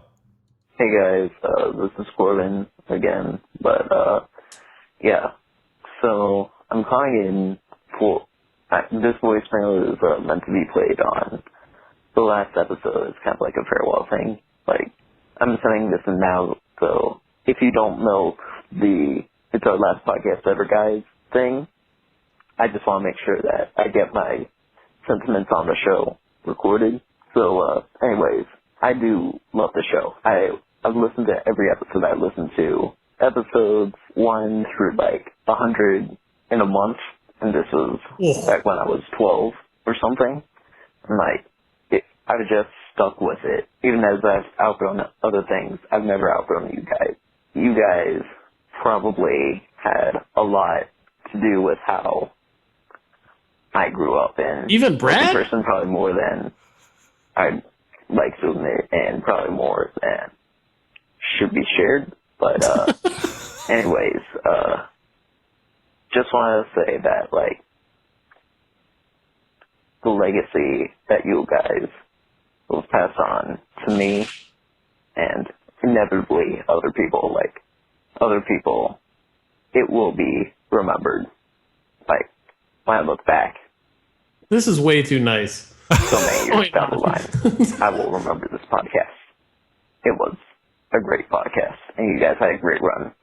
And like, whether this message is played in like a few months from when I'm sending this in, or a few years, I know that my feelings won't change. It's been great. It's been great regardless. Thanks a lot, guys. Wow. Bye. So there you go. That was emotional. Are you dusty? It's a little dusty in here. Greta went silent. That had the same effect as your good tweets last week. It was that mournful, Laramie. Well, I think I think if we do have a last episode, we'll know this time, right? Yeah, we're a little more professional now. I don't know if anybody heard my trailer talk drop. That was very nice of Corbin. Yes, it was. And we of course always take the negative comments to heart, but it's nice to hear some positive ones too. Oh, the negative comments! I dream of them. Yeah, I just wake up screaming. Yeah. So we're gonna go from that to a comical, another Rube story from the Earl Grey. And have we ever heard anything from the Earl Grey? Yes, he's called in. I think. Don't you act like you know, Greta? Come on. I listen. I bet I pay more attention to what you guys say than you do, Larry. Oh, I guarantee you do. I guarantee anybody listening for more than 2 episodes pays more attention than either of us. But this is a great one. This was really funny, and I'll probably be pausing this one as we go because there's just some things that I enjoyed this one. So here we go. Hi guys, it's the Earl Grey calling from London. Just thought I'd give you a call because I've got a couple of things for you. First of all is a bit of a Rube story. A few weeks ago I went and saw Jurassic World, and as okay, first I have to pause it. Now, when you hear someone say Rube in an English accent, doesn't it make you feel like we have finally made it? We're like spreading the rudeness throughout the world. I heard him say that people around the world know what a Rube is. Well, they do for sure. But when it's suddenly associated with what we've been doing here, because I don't think about this. I guess I always just think of like, oh, people are listening to our little podcast where we just talk bullshit. And then I hear somebody from like with an English accent saying it, like everything in the English accent suddenly sounds far more important. we tapped into something elemental though, because experience of going to a theater and being annoyed as shit by somebody seems to have happened to us all. Well, wait until you hear his story. Okay. It's wonderful. cinema filled up. I noticed a young family coming in, sitting right at the front, with children who are far too young to enjoy this film. Then they get scooters out and they start riding up and down in front of the screen. Not only when the trailers are on and the adverts are on, but the film starts and they're still riding up and down. And people are saying, please, can you control the kids? Please, can you be quiet? The film has started. And their parents are swearing at the audience. Eventually, after 10 minutes, the cinema staff come out. They turf them out, and this family turn around and basically shout to everybody in the crowd, I hope you all fuck off and die. Well, Rubes, I hope you all fuck off and die as well. Jesus. Tell me, like, I honestly think I need to take this voicemail, and that is going to be this. I need to work it to this is the drop in the intro for the Rube Roundup. Yes. I don't understand. Well, Rubes, I hope you all fuck off and die as well. They brought scooters to the movie? They're in their living room, Laramie. They're home. Honest to God. And it's in it, and he says it in an English accent. It makes it so much better because I like the English accent. I think of everything as just so regal and important.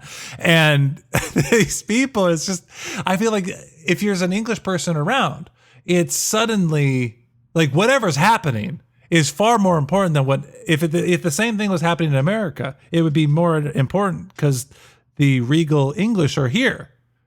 You sound like a madman right now. I don't know. It just makes it so much better to me. You really like accents, Brad. Oh, the English accent. The English accent is wonderful. I wish I had it, as opposed to what I'm speaking with right now. I wish I could even mimic it. I can't. Like Laramie knows, I can't do accents to save my life. I still think our Rube story of the guy who took the phone call and then yelled at you about it still ranks pretty high on the Rube scale. Well, we had the Rube at yesterday's Mission Impossible screening. Oh, God. This motherfucker, I don't know what he did. I hate this guy.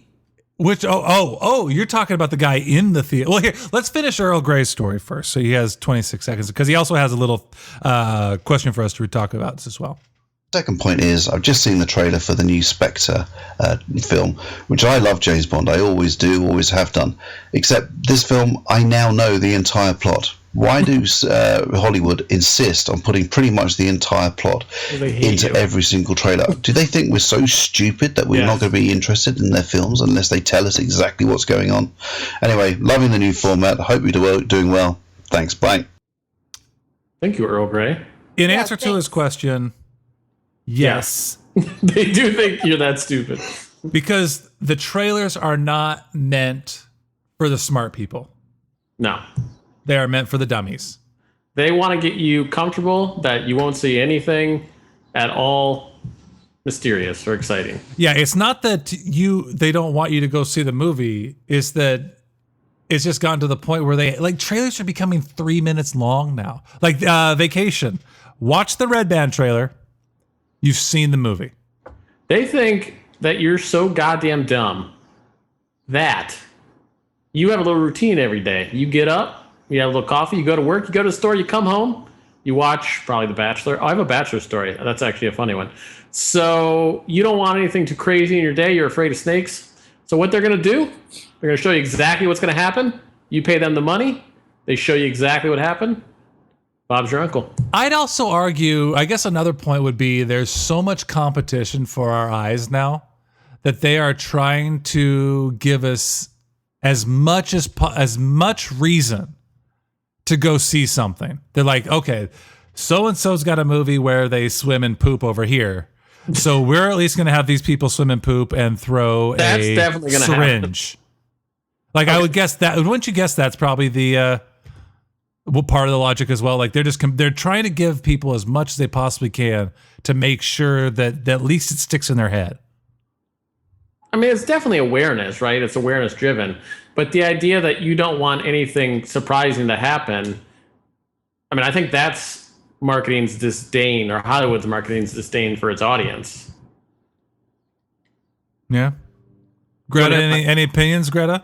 I do, but the ice cream man is going by the window, so I didn't want to speak because I knew you'd be able to hear it. Oh, that's fine. He's going away now. No, he just was going by and it was very loud, and I thought Brad would say something. They have ice cream men in Chicago? They do. Interesting. They They do. must have those everywhere. They have. We have pretty much everything. It's a pretty big city, but It's almost like it's part of America. I know. It's like, as if it's the third largest city in the country.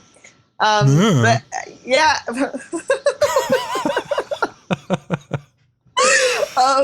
Yeah, no, I mean, I would just be echoing what you guys are saying anyway, too. It's just marketing. Although it is kind of strange to me that, like, J.J. Abrams generally does a really good job not putting anything in his trailers, and his movies are all super successful, so I don't know why more people don't do that. I think you have a lot of power to get that. Yeah. I think that's true. You have to be able to control your marketing, but that's why I do that's why I started doing festivals in the first place, because it's like so much better to go into something without having any idea what it's about. So I know it sucks. I'm with him. It's I'm not hugely excited about Spectre. I think it looks okay, but I'm with him. It looks like most of the movie is right in that little 90-second trailer. I'll be interested once we talk Mission Impossible, because they show the 3 big set pieces in the trailers. They do manage not to give away anything to do with the finale, but I also feel like it's the execution of what you're showing and the feeling of what it gives you while you're actually watching the movie. Because those set pieces I really enjoyed Mission Impossible. I thought the effects, the practical effects, and the big stunt pieces were great, regardless of what I'd already seen in the trailer. But I got to do my real quick Bachelorette story. You do, yes. We meant to get to that. I get a text that says Bach tonight, BACH. I'm like, I'm not a huge Bach fan. Like, are we listening to classical music? Like, I thought we'd really changed up what we're doing around here. And then I realized it was Bachelorette. Deece. And you got to think, Bach to Bachelorette is about the biggest cultural swing one could make, right? No. That is how I abbreviate Bachelorette a lot, so. Bach? Mm-hmm. But I'm getting married, and I'm in a wedding, so I'd probably say it more often than you do. Listen to that Pachelbel's canon? I play the cello, so I actually quite like Bach as well. There you go. I'm going to play one more voicemail. I'm going to tell Ryan and Tony, I'm saving your voicemails for the next episode. I'm going to play the last one I'm going to play is Travis. That was Laramie's whole story? I know. It wasn't very good. I only want to hear voicemails now from people who are ending the show, like Corbin. That's it. And love you. Yeah, exactly. Yeah, we need more of that. Here's Travis. His is the Rube question I referred to earlier. Hi, Brett and Laramie. This is Travis. I'm just calling in because I have a quick question involving groups. Oh, by the way, I should mention Ryan in his introduction and his questions does say Brad, Laramie, and Greta. So people, I guess, sort of need to learn that they're addressing all 3 of us going forward. This sort of, I got to learn my new intro, but here's the rest of Travis. So he's referring to you as well, Greta.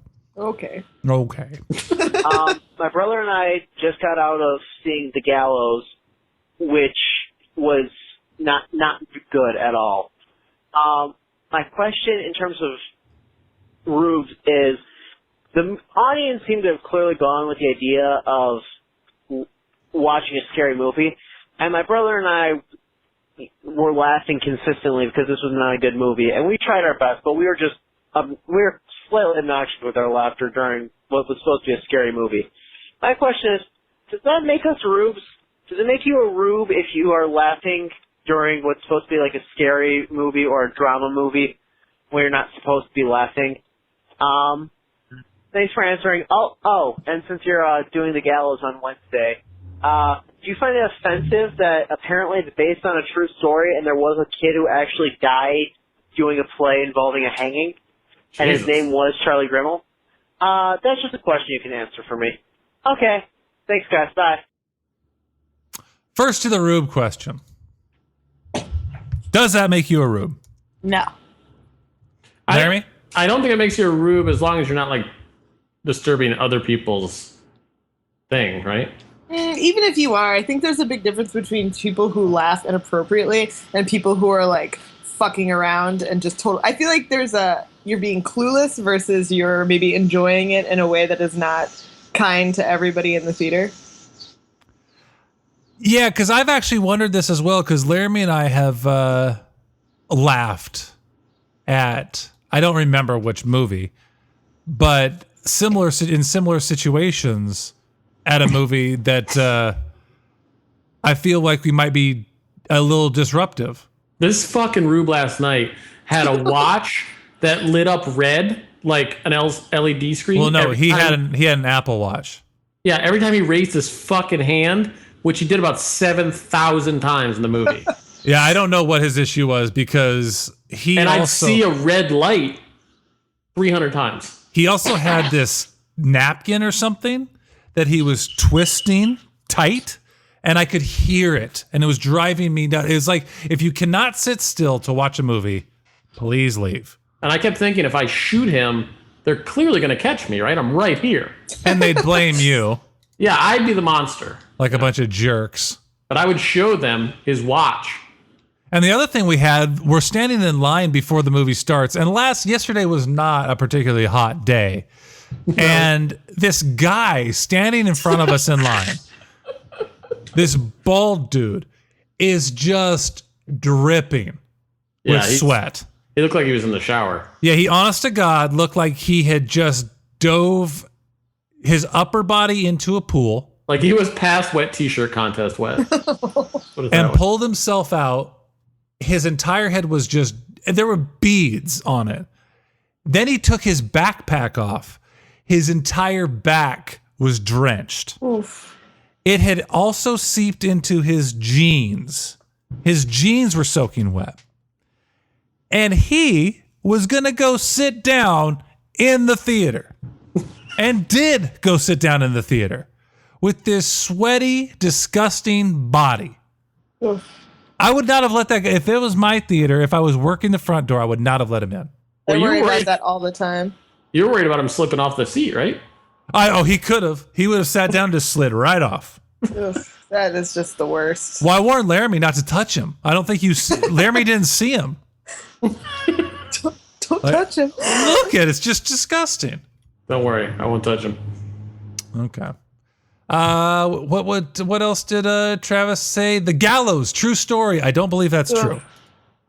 The gallows, I do not believe is a true story.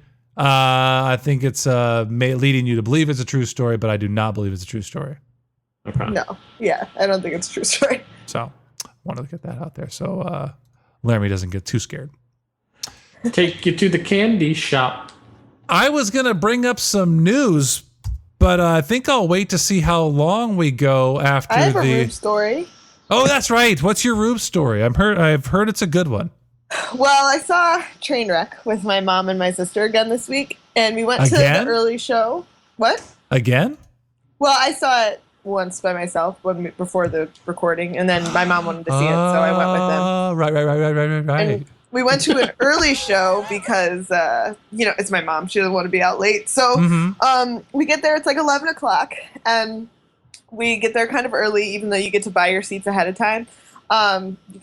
Use the bathroom, get all of our shit together, ready for it. And, the theater is maybe half full, which surprised me because even though it was, like, the cheap day, usually the first few screenings are pretty empty because it's a work day.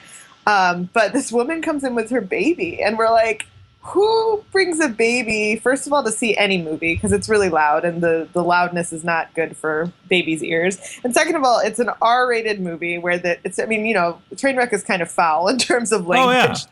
And so we're like, what is happening? But okay, whatever. It's one person. If she gets loud, I'll go out and tell someone because I've already seen the movie.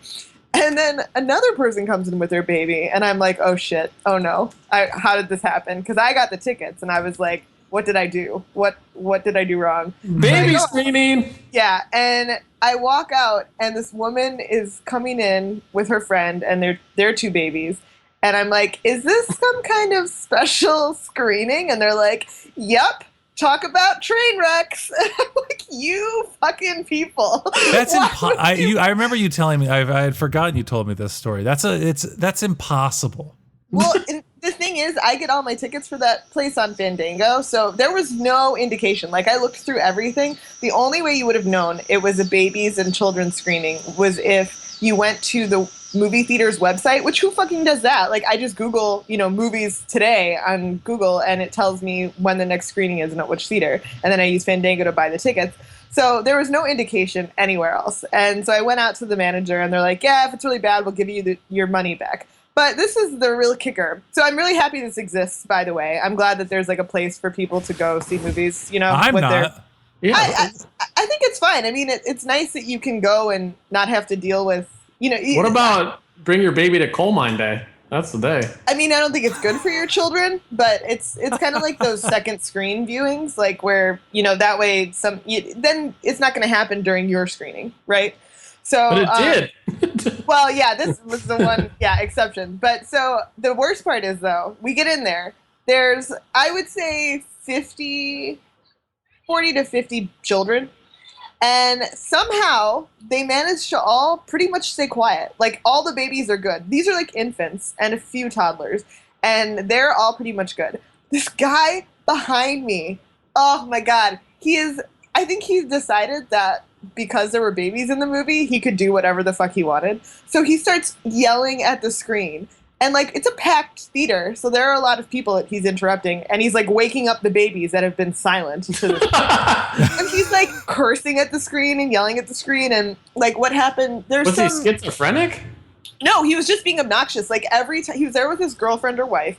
And every time anything came up that was even moderately, like, outside of the kind of standard, like, like, anytime John Cena made a gay joke or anything to do with men, he would freak out. He's like, oh, I didn't come to see this. And then when they made the joke about the period, the having a tampon in the toilet, he's like, I don't fucking know why this is in this movie. I didn't sign up to hear jokes about this kind of bullshit. I'm going to get popcorn, and this scene better be over when I get back. As if we have any control over what's going on the screen. Sorry, ladies, he's taken. Yeah, he was the worst. And so we left, and the women in front of us were talking about him. And I'm like, how in a theater full of infants is it some grown-ass man? Yeah, like, it was a nightmare all You're around. disturbing the babies! Yeah, no, it was just, I couldn't believe it. I was shocked.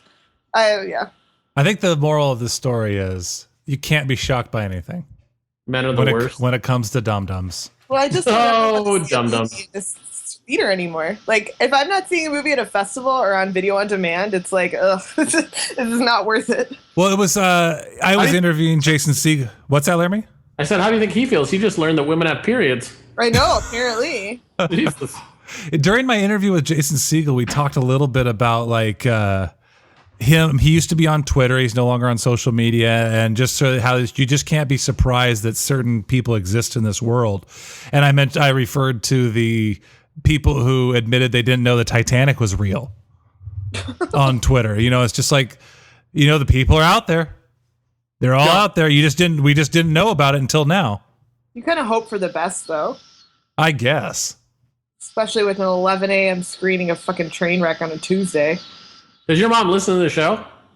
Yeah, both my parents do. Actually, my dad has a bone to pick with both of you.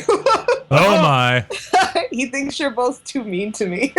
I know. I was like, you clearly haven't met most of the males that I've encountered in my life. Man, Brad, I could see. Brad's a Did you talk dirtbag. to him about how you were talking trash about my mom? I did not speak any trash about your mother. I said she was a lovely lady. Hey, let's leave moms out of this. Yeah, well, no, but I thought it was funny. My dad, he like kind of flipped out. He's like, they're so mean to you. And I was like, what? What are you talking about? They're so nice. They're overly nice and considerate. But I think that's that true, was funny. actually. I think we are overly nice. Now I feel bad that Brad's so terrible. Yeah, I know. Well, I think he was referring mainly to you, Laramie. You think I'm the nice one? That's our dynamic. Good cop, bad cop. You know, Good host, bad host. You were so bad, I had to go even worse. I didn't realize. Let's move to movie reviews. Movies. I know. We've been discussing movies, haven't we? I can't remember. We need a theme song for this too, or a drop. Well, we need one thing we need to do, because it was mentioned in the comments, and I completely agree, because I thought about it after we finished the episode. We need to talk about the plot a little bit. Yeah. Just a brief comment on what these movies are about. Yeah. So let's start with Southpaw. Yeah. Directed by Antoine Fuqua, starring Jake Gyllenhaal, Forrest Whitaker, Rachel McAdams, 50 Cent. Anybody else that we need to mention? No. Is Naomi Harris is in there? The famous boxing announcer, whatever his name is. So who wants to give us the plot on this one? I will. Okay. Okay. A boxer, famous boxer, undefeated boxer from the streets with his wife, realizes he may need to have to change up his fighting style. And in an effort to kind of distance himself from, I'm screwing this up already. Yeah, I don't even know what movie you saw. Yeah, no. Okay, so a boxer who is undefeated is provoked by another boxer to get into a fight with him. And in the process of that fight, his wife, who he is very grounded by, is killed.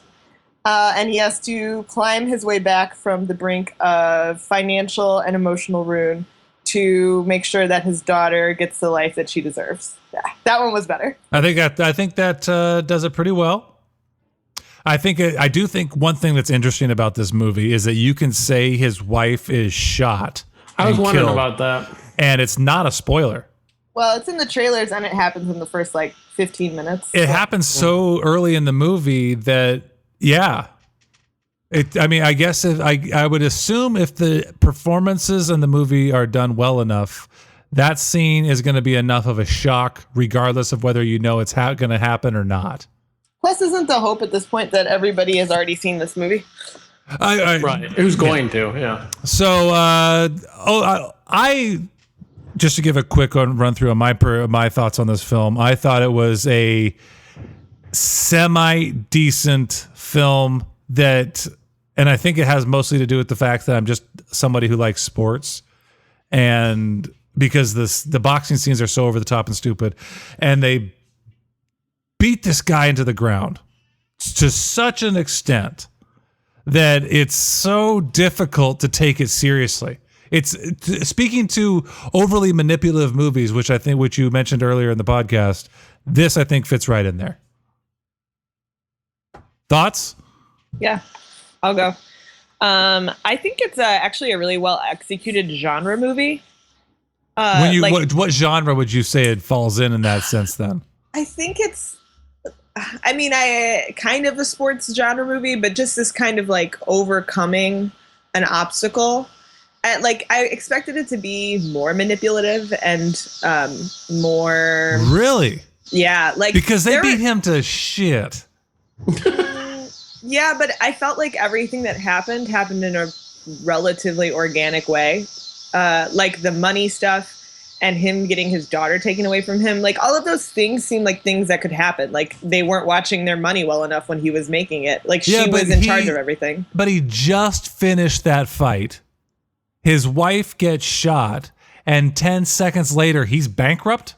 Yeah, but I think, look at the house they live in. They have 4 or 5 of those Bentleys. I think that it's believable that if he wasn't watching, because I think the premise is that he doesn't know how to handle his money because he comes from nothing. And so he keeps counting on the next thing to ride him But out. that's not how boxing works.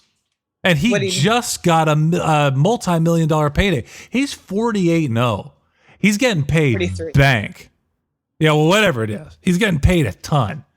And he's going to make a huge payday from that fight. That's the other thing I thought that was a little bit unbelievable was the 3-fight deal for $30 million over the course of 2 years. That's nothing. Yeah, that's nonsense. And, My problem with this is, I don't think it's a problem either of you have, but it's let's buy off on the plot points. My problem is the character himself.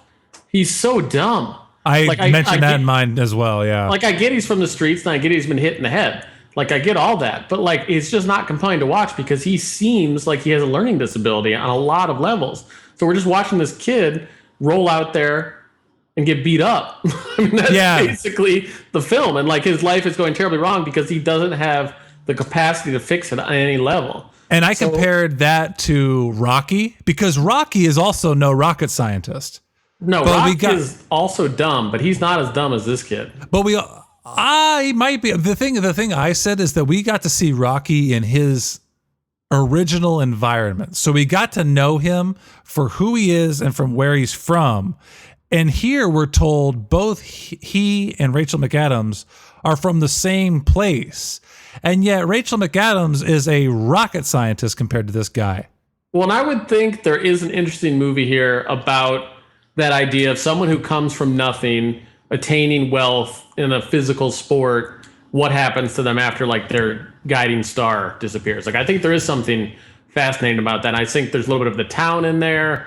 You know, there's a little bit of boxing movies obviously in there as well. But put this whole town in my rear view.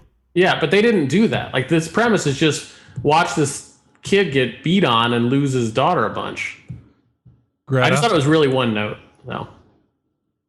Greta? I'm thinking. I would say by the end of the movie, I was when the boxing happened, even though I'm just like, my God, how many times is this guy going to get hit in the head before his head just falls right off? I would still just like, because you and I debated as we're watching this, is he going to win? Is he going to lose? If he lost, I thought that would have been interesting too. Well, you just spoiled it. We're in spoiler territory. Yeah. After the fact. Anyway. Well, we start. I mean, I personally don't care. I also don't think it matters. Go ahead. I don't know. I think that it's totally. I bought everything about this movie. Like, I think that it's very believable that he would be completely like he barely knows how to read at one point. Like I think that coming from foster care, I think that is believable. I just don't think I want to watch a movie about that character, I guess. I mean, I like that he is trying his best to, he's doing, okay, the thing that I was nervous about was him training with Forrest Whitaker's character. I thought that, like, what is he going to teach him that he doesn't already know? I like the fact that he is good at something, and that thing that he's good at is boxing. And so this guy comes in, and it's not this, like, miraculously different, you know, it's not like someone came in and saved his life. It's like, oh, you're good at this, and I'm going to show you a different way to do it. And I like a way that I'm good at, but it's going to work on things that you already know how to do well. I don't know. I just thought it was believable that he would be the coach. I thought it was believable that he would only be really good at this one thing, and that Rachel McAdams would be the one handling all of his money and they're like making decisions. I mean, he seems like, I'm the one that's going to make the money and you do everything else. And what I would argue is I don't think it's that the movie is not believable. I think it's that they just condensed all this stuff into, like, the opening hour is nothing but just beating this guy down. And we hardly know enough about him to even care, other than the fact that he's a human being and we don't want to see him get beaten down. And when he connects with Forrest Whitaker, the one thing I thought was great about that is he bails on Forrest Whitaker at the very beginning. But then he finally learns, okay, I got to pull myself together. And the fact that he learns he has to pull himself together, and he doesn't stop doing that. Like, I think most movies would have him fall off the wagon, you know, and suddenly say, I'm not going to fight your way, whatever, and then have to come back a second time when we know he's coming back anyway. They don't go to that well, which I thought was good. I think that they do that with a lot of genre tropes in this film. Like, that's why I liked it, and I think also the fact that there were a lot of things they could have gone to, that he could have been like, he could have been a shittier father. He had some anger management issues, but he was always able How could he have been a shittier father? I mean, he had a loaded gun drunk in the driveway. Yeah, well, grief. I mean, I don't know that he's like the first dad to have done that, but I mean, okay, I take your point. I just think that I was waiting for a lot more. I was waiting for him to, like, beat Rachel McAdams or beat. I think I get what you're saying. Like, at the end, like in the second half of the film, he could have let his daughter down and then had to find some second shot at redemption. Like, Laramie and I were sitting there, and Laramie leans over, he goes, and this guy coming back, it's his redemption tour or something like that. They use the word redemption twice. Which is just like, you didn't need it. It's not even really a redemption story. There's no redemption. Well, he lets his family down pretty substantially. Who? Jake Gyllenhaal. I think it's interesting. I don't really think he let his family down. I think it's interesting that they kind of want to have it both ways, and that he's from the streets where loyalty matters, and yet he has no one around him at the end. Like, okay, he has the one guy or whatever, but, like, wouldn't you have, if you were from the streets in these tough environment, don't you also have, like, people who look out for you? Like, no, that's what I thought was believable, that he has no family, he has no people that he's made connections with, except for Rachel McAdams. Like, I thought that was I totally bought that. I would agree with you on that one, Greta, because of the sport he's in. It's a sport where boxers are always taken and taken advantage of and then left to die. The other thing I thought was really dumb was the little kid, whatever his name was, Hoppy. Oh yeah, that was the one thing that I was waiting for that happened. That was a weird aside. Yeah, it was annoying. It was so stupid. It was entirely unnecessary. We have to do games today too, don't we, Brad? Because people got mad about no games. Oh, we got games. Okay. Why? Because it's long. Yeah, it is. All right. I just have to pick Bugsy up at some point. Okay, well then let's go to Paper Towns. Well, actually, recommend. I personally wouldn't run out to I wouldn't recommend necessarily say you have to go see Southpaw unless you're dying to see it. Greta? I really liked Jake Gyllenhaal in this, and I personally really liked some of the boxing cinematography scenes. I would recommend it. It wasn't my favorite movie ever, but I thought it was pretty enjoyable. Laramie? It was just a little dour for me, so no, I wouldn't recommend you. No one got equalized, you know. That's a good point. So, moving on to Paper Towns, which was directed by I'm not sure. Why don't you start this one, Brad, since I think you have the strongest feelings about it. Oh, I hated this movie. Yeah, loathsome, I think, was the word you used. Huh? I think loathsome was the word you used. in every possible way. This is an F-.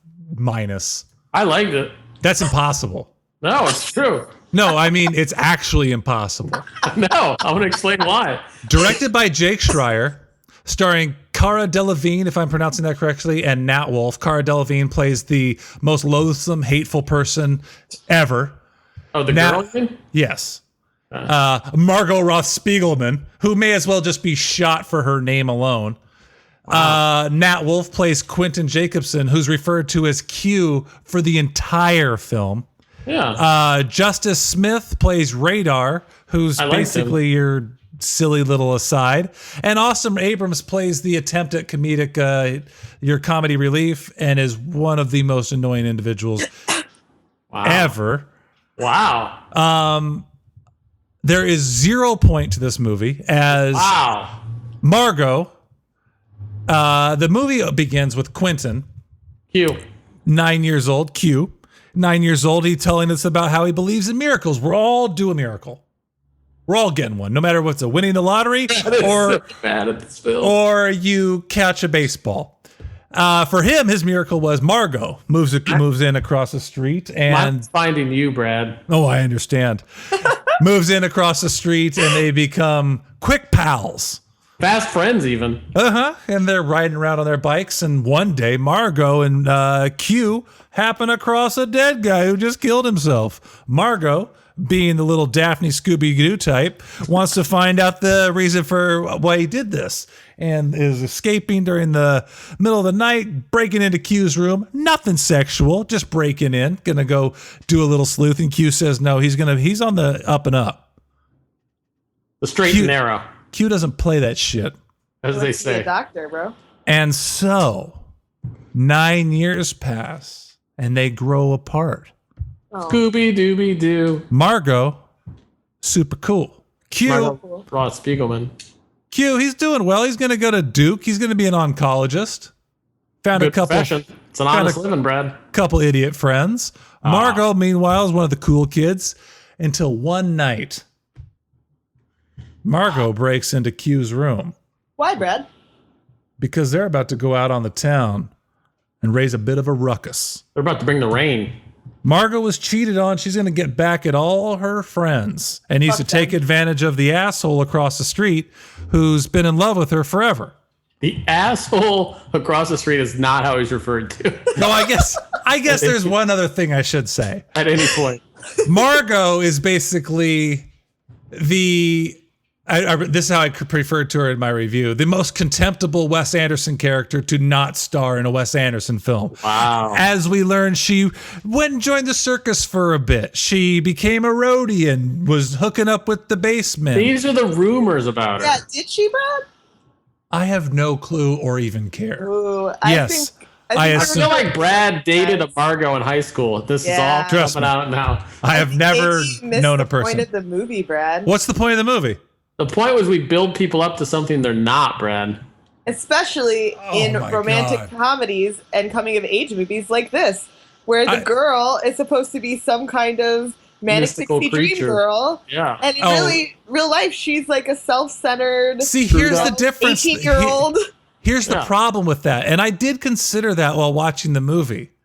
The problem is there's nothing about that to Margot. She is, from the start, a horrible person. She is somebody that nobody would be friends with. Are you kidding me? She's mysterious and fucking hot as shit. And number one, no, she's not. Okay, you're incorrect. First, okay, they did a wonderful job of making her. They did a wonderful job of making her unattractive. Yes, she would be hella popular. I'm not talking about what other people. I'm just saying, she is a terrible person. I think she's a totally normal. She's a teenager. Yes, 18-year-old girl. Are you arguing against me to say she's not a terrible person? You're saying she's a good person. No, she's just a person. And you're telling me that you liked her as a character. This is somebody you could see yourself being friends with. She's somebody I know. She's somebody that you're still not answering the question. No, I don't think she's terrible. I don't think that you can be terrible in that age. The things that she is perpetrating against you, her character, are like things that are normal. For 18-year-olds. So no, I don't think she's a horrible person. Hey, I think she might be self-centered and entitled, but good character traits. I didn't say they're good character traits. I said they're normal, and she'll probably good character grow out traits of them. for nice people. The point is not her, though. Even the point is what he makes of her. Whether or not you think she's horrible, that's fine. But he clearly likes her. And here's my problem. The issue. Here's my problem. He's an idiot. I mean, all of this goes to my issues with this movie. Like, I'm watching this movie, wondering who is this for? Who is going to watch this? Who's going to relate to this? Young people. Young people will not relate to this for the exact reason that you have just told me, because they do not recognize in themselves the issues of their own character. Right. That's why they will relate to it, though, because they're not going to see her. They're not going to see her as a horrible person and him as an idiot. That's your older perception of that. But then they will have there will be no connection to the story that you're saying what I missed and didn't get out of it. I mean, clearly the story is for young adults. It's a young adult book. Young adults went to it. Whether it's for them or not is not the point. You go into it and you are on Quentin's side. As someone that was 18 a few years ago, you go into it and you're like, yeah, I see why Quentin's obsessed with her. I maybe don't totally get his perspective, but I can see she's beautiful, she's interesting, she's mysterious, and the whole point is that at the end it's telling you to look closer at yourself, and he's doing all of these horrible things and his friends are pointing it out. I will say that this movie is overwrought. It's definitely overwrought, and it definitely tells you what you're supposed to be feeling, but I think my 18-year-old self would have been like, oh, they're right.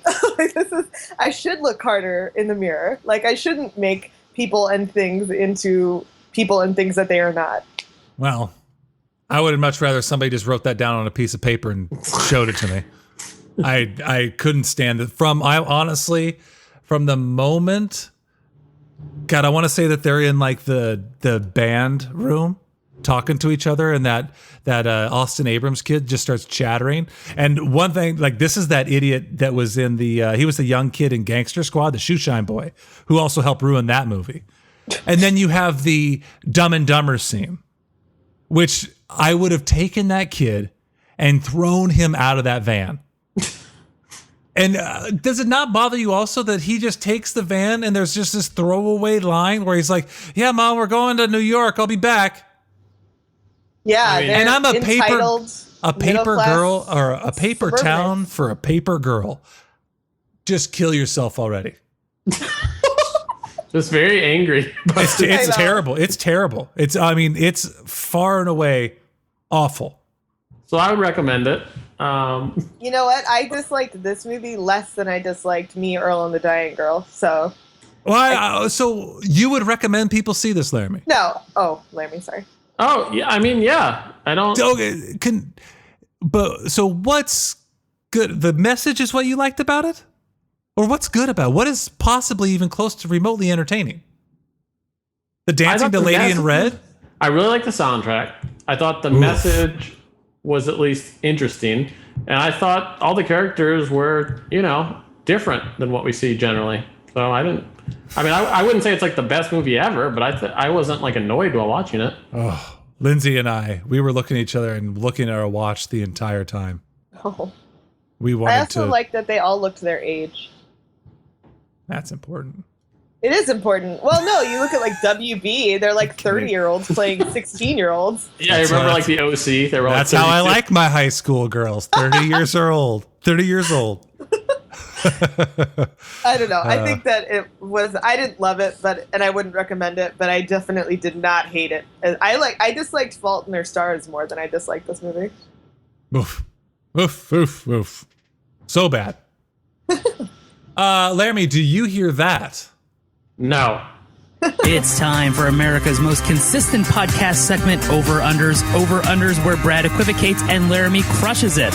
Over-Unders, where numbers take flight. B. Oh, wow. Over-under B, guys. Cinema score for M. Night Shyamalan's new film, The Visit. It's pronounced Shyamalan. Huh? And going under. Greta? I feel like it's going to be a B+, so over. Why is that?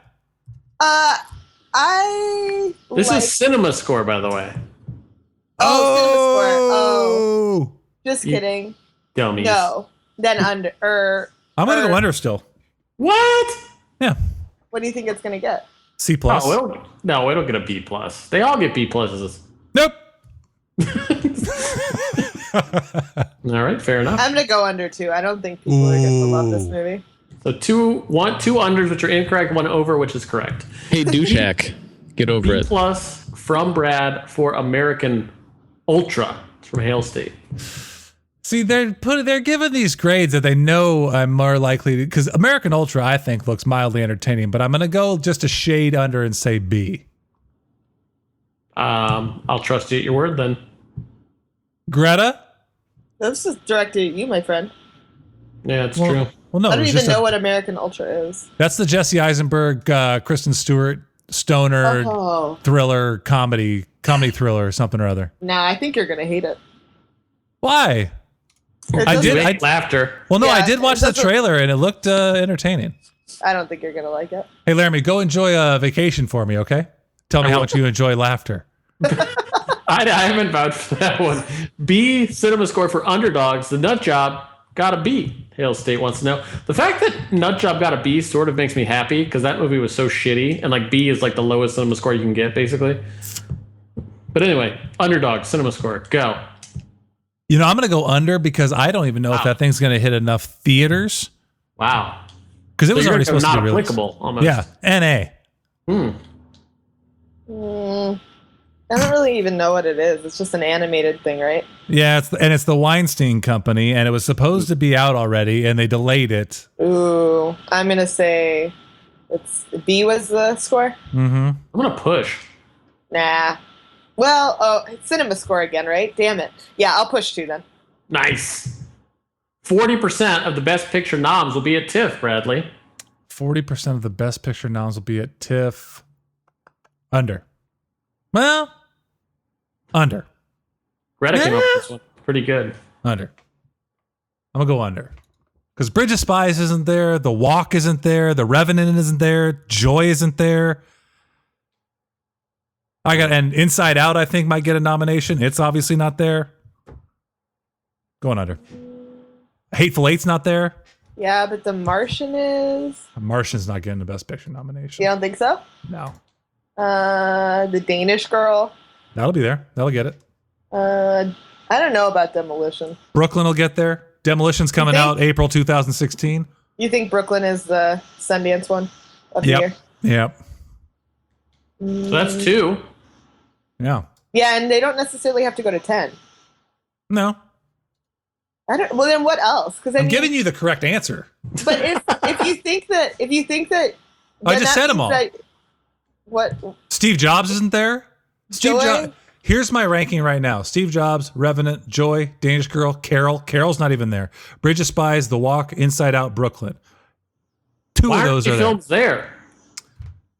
Steve Jobs is going to. Well, I do have a feeling Carol and The Walk might get announced for TIFF because they still have more to announce. But Steve Jobs is going to be at New York. The Revenant's not going to be done till December. I'm surprised Joy isn't showing up, but Sony might be just doing what they did with American Hustle and just releasing it on its own. Carol did really well at Cannes. I'm surprised it's not there yet. Bridge of Spies is Spielberg. His stuff doesn't typically do the festival route. It might. I wouldn't be surprised if it showed up at AFI. I feel The Walk might do the same thing. Inside Out is already out. Brooklyn is a Sundance one that is there already. Hateful Eight probably not going to do what's it called, a festival run. Black Mass is at Toronto. Probably going to be at Venice. Did they change the name of that? No. Okay. I am surprised Truth and Spotlight, Our Brand is Crisis might show up. Youth is there. So, I mean, there's a chance, but based on what I have right now, there's some really big ones that are not there. Well, I'm going to go under then. You seem to know your stuff, Bradley. Yeah, I guess you convinced me. I broke it down there, didn't I? 3 more last ships also from Greta before the title ship is actually the last ship. I go way over. Yeah, I do too. The last ship is running into ships all the time. It's disconcerting, but I think that spiritually it's still the last ship. It's just spiritually. How bonkers would it be if you tune into The Last Ship for the first time and like the opening shot is 2 ships? I mean, the song I sing is always, it's time for last ship. It is the last ship, but not really, because there's other ships too. Yeah, we heard you when you did that at the beginning of the podcast about 3 hours ago. 25 films Brad sees at TIFF. Under. Really? Yeah, I think I can't remember what the numbers were, but it's like 16 to 19. And this year, I'm not going to get that last one I usually get in on the last day because my flight won't allow me to. How many days are you going? I'll be there for 7. But it's really going to be 6. What? You're going to be there for 6 days and you don't think you'll see more than 3 movies a day? He has to write. Yeah. Oh, yeah. I'm sorry. When I go, I usually see like 5 or 6. So last year I did see 4 in a day. The 4th one I never got to review. It's typically 2 to 3 a day. And really, I feel 3 is what I should be shooting for. And right there, that's 18. So, Greta, so you see 5 or 6 a day sometimes at Fest? Almost always. Do you get... I see 5 usually. Do you get, like, fatigued? I did maybe... It depends on what kind of access I have. For TIFF, I've only ever gone once when I wasn't a member of the public. And that can be draining because TIFF is lots of long lines and lots of outside and exposure to, like, shitty weather. Yeah. But overall, I usually have a badge of some sort, so I just move from one movie to the next. So it's kind of just like, as long as I can pee and grab something to eat in between, that's what I do at home. Like, I'll watch 12 hours of Netflix without even batting an eye. So I feel like I could watch the 5 films. It's just going home and then doing anything else that's really difficult. Like, I think it would be hard, yeah. Yeah. I think a good Patreon reward would be a friend for Greta. Yeah. So she doesn't have to just sit around watching so much TV. I'd love a friend. No, it's not just TV either. I mean, it's movies too. It's what I want to do. Why are with you my being life. so mean, Brad? I'm just Jesus. I have friends, bro. Mr. Greta Dad, who said that? Brad did. He's a big fan. Look out. Don't get confused. Although you're taller, probably, so never mind. You probably got some pounds on him. Yeah, you think your dad and I are gonna fight? No. You might need a stern talking to though. Okay, I can handle it. Are you done with Over Under? Oh, you got something to say? Let me go. I could see the movies, but then what would happen is then you have to eat and stuff after. I mean, you remember these conversations, Brad, where we're just like, God, I have to do 3 things, but I'm so hungry, but I don't want to move. Oh, it's all about because writing takes a lot. It's the thinking part of it. It takes a lot out of you. And then when TIFF moved us outside like animals because we couldn't behave. Remember that? Well, the only thing I remember last year was going to the Nightcrawler screening, and I was leaving the drop, and I had to go about, God, I want to say about a mile to get to the screen, to the room, the theater I was seeing it at. And as I get out of the drop, I look up at the sky, and like right above me is like blue sky, or at least just white clouds. And I look in the direction I have to go, and it's flat black. And you can see like lightning bolts in the clouds. Yeah. And I started running. And by the time I got to the screening, it was just torrential downpour. And I knew somebody at the front door to get me in. But Aurelian was in line. And I passed him as I was on my way. I was like, save your seat, bud. I just kept on going. He was just out there getting soaked. It could get troublesome. I just think Last year was a rough weather year. I just think remember having to go far away to see 12 Years a Slave for my McQueen and Fassbender interview, and then the guy shouting at the screen in horror. That's what I remember. You were there last year, Greta? I was. Nice. It was a hard year for weather, though. You're right. I went with a friend last year because I wanted her to experience festival stuff. And we spent a lot of money on cabs because, getting from Ryerson to like the Bell Lightbox that's a long trek. I was at the Princess of Wales and going to the Elgin when the torrential downpour hit me. Oh, yeah, that's not fun at all. And the Elgin, they closed the street. And so the direction you're coming from, you actually have to double back. And it was just a nightmare. Yeah. And the cabs are so expensive. They are. But the nice thing about this year, and the reason I'm considering going, is that the Canadian dollar is down lower than it's ever been than when I've gone. I've been to like 6 of them. And this would definitely be the first time where I think the US dollar is more than the Canadian dollar right now. So I'm kind of like, maybe I won't have to pay as much as I did. Because that's my main complaint about TIFF is that it's too fucking expensive. Yeah, go to Cannes. Yeah, but I expect it there because it's like this is like for a festival that is like very much open to the public. Like I paid $40 fucking last year to go see fucking Men, Women, and Children. I was That was all the money it made. I was so mad that I saw that shit there. Like that was a day's worth of gross. Yeah, it was really, really rough. So I mean, like I don't know. This year I think it'll be a little easier since it's not so expensive. But you'll have anyway. fun. You'll have fun with Vince Bradley. I know he was there last year. He's good people. I understand. But you didn't stay together, right? No. There you go. You gonna hang out with me if I go this year, Brad? Sure.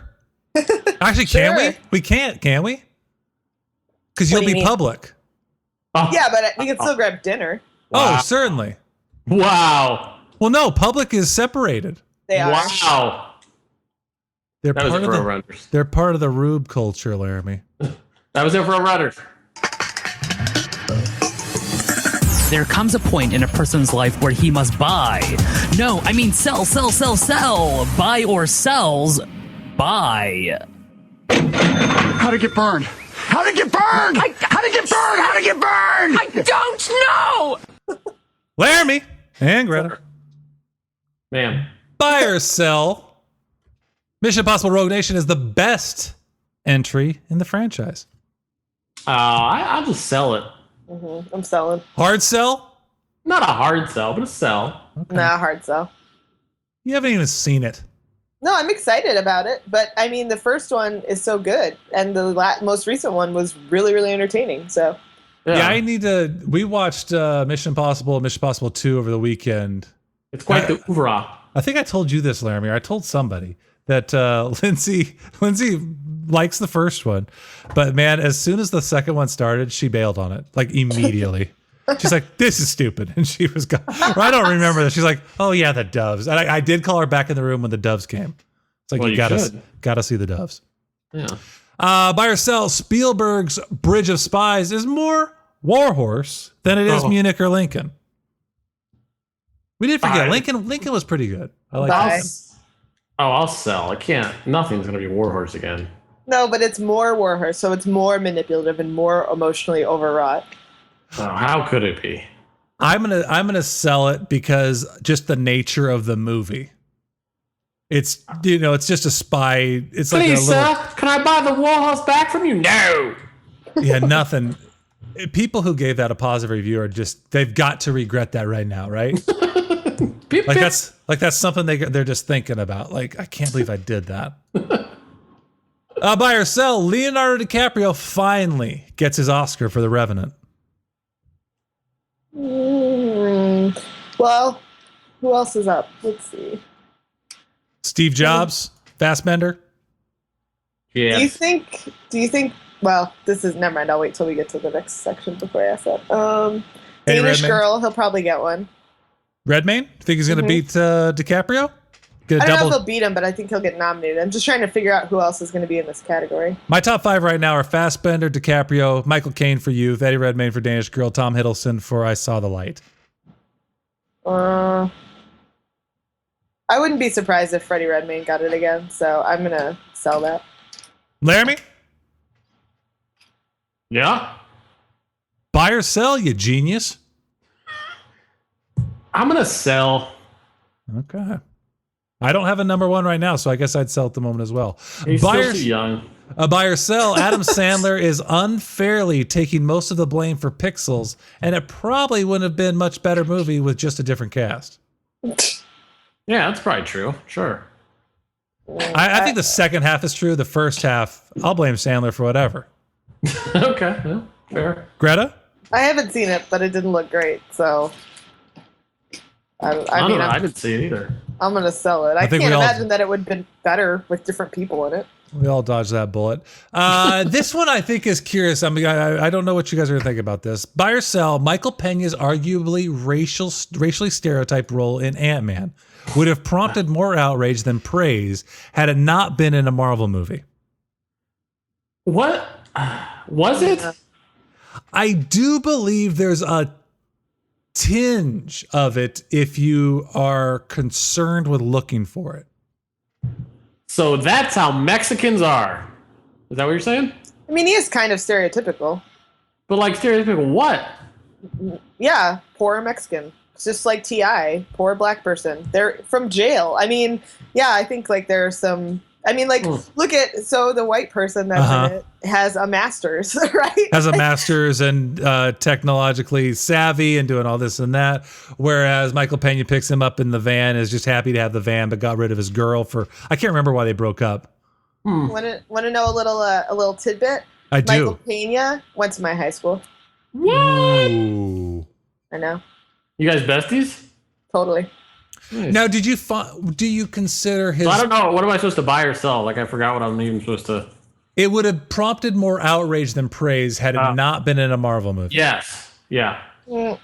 I don't think anybody would have given a shit either way. I agree. Oh, okay. Yeah. Because guess I'm the asshole then. Well, no, I think it's about the performance, and it's sort of like when you're watching a bad movie. Are you enjoying the bad movie despite how bad it is? And so it's one of those things, like, are you still enjoying it despite these things? Or is it not blatant enough, I guess? Like, that'd be the same thing with a bad movie. It's not blatantly bad. I thought his, like, mania was not something I've seen in a character. I think he did a great job. I think it helped the fact that they offset it in a very obvious way, but they offset it by being like, I was at the art museum. I was at a wine tasting. Yeah, like I thought. Yeah. That's true. Those moments are awesome. T.I. is definitely the more stereotypical of all of them, but yeah, no, I mean, I don't think anybody would have said anything either way.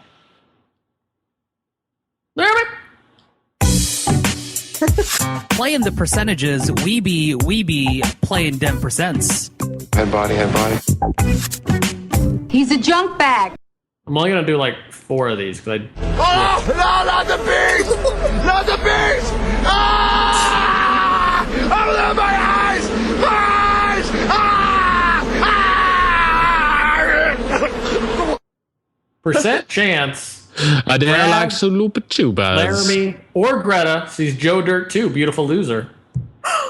I'm going 0 because I have confidence in the two of you, and I know I'm not seeing it.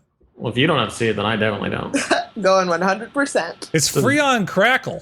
So wait, are you seeing it then? Yeah, I'm my fiance and his father love Joe Dirt 1, so I will be seeing Joe Dirt 2. I like the It's free on Crackle.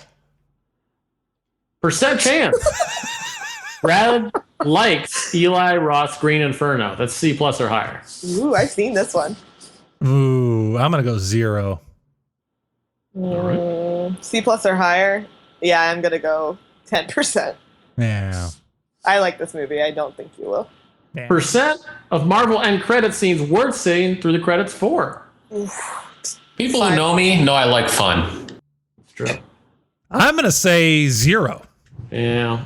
Because there's 0 point to them in the fact. I guess they would be only relevant if they actually didn't make another movie.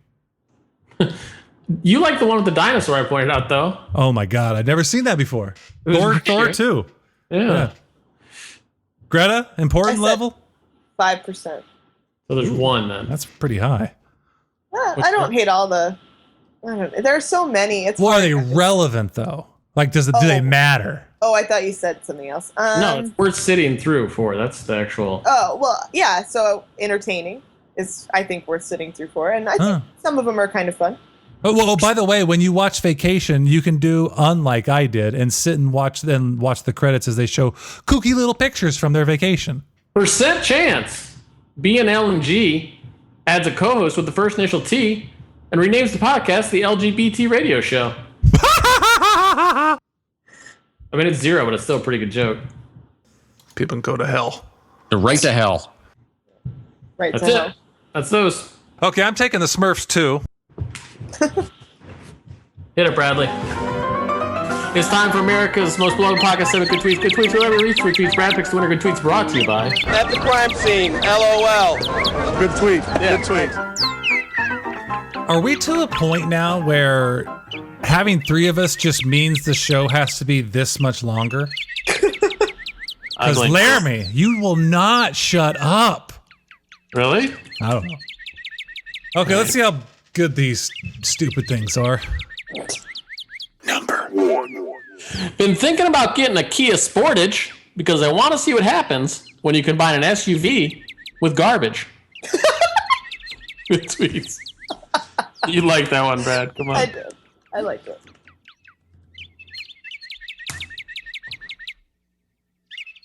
Number 2. I want to go to Italy and the Leaning Tower of Pisa and take a photo where it seems like I'm holding up the tower. Hashtag goofball. Hashtag good tweets.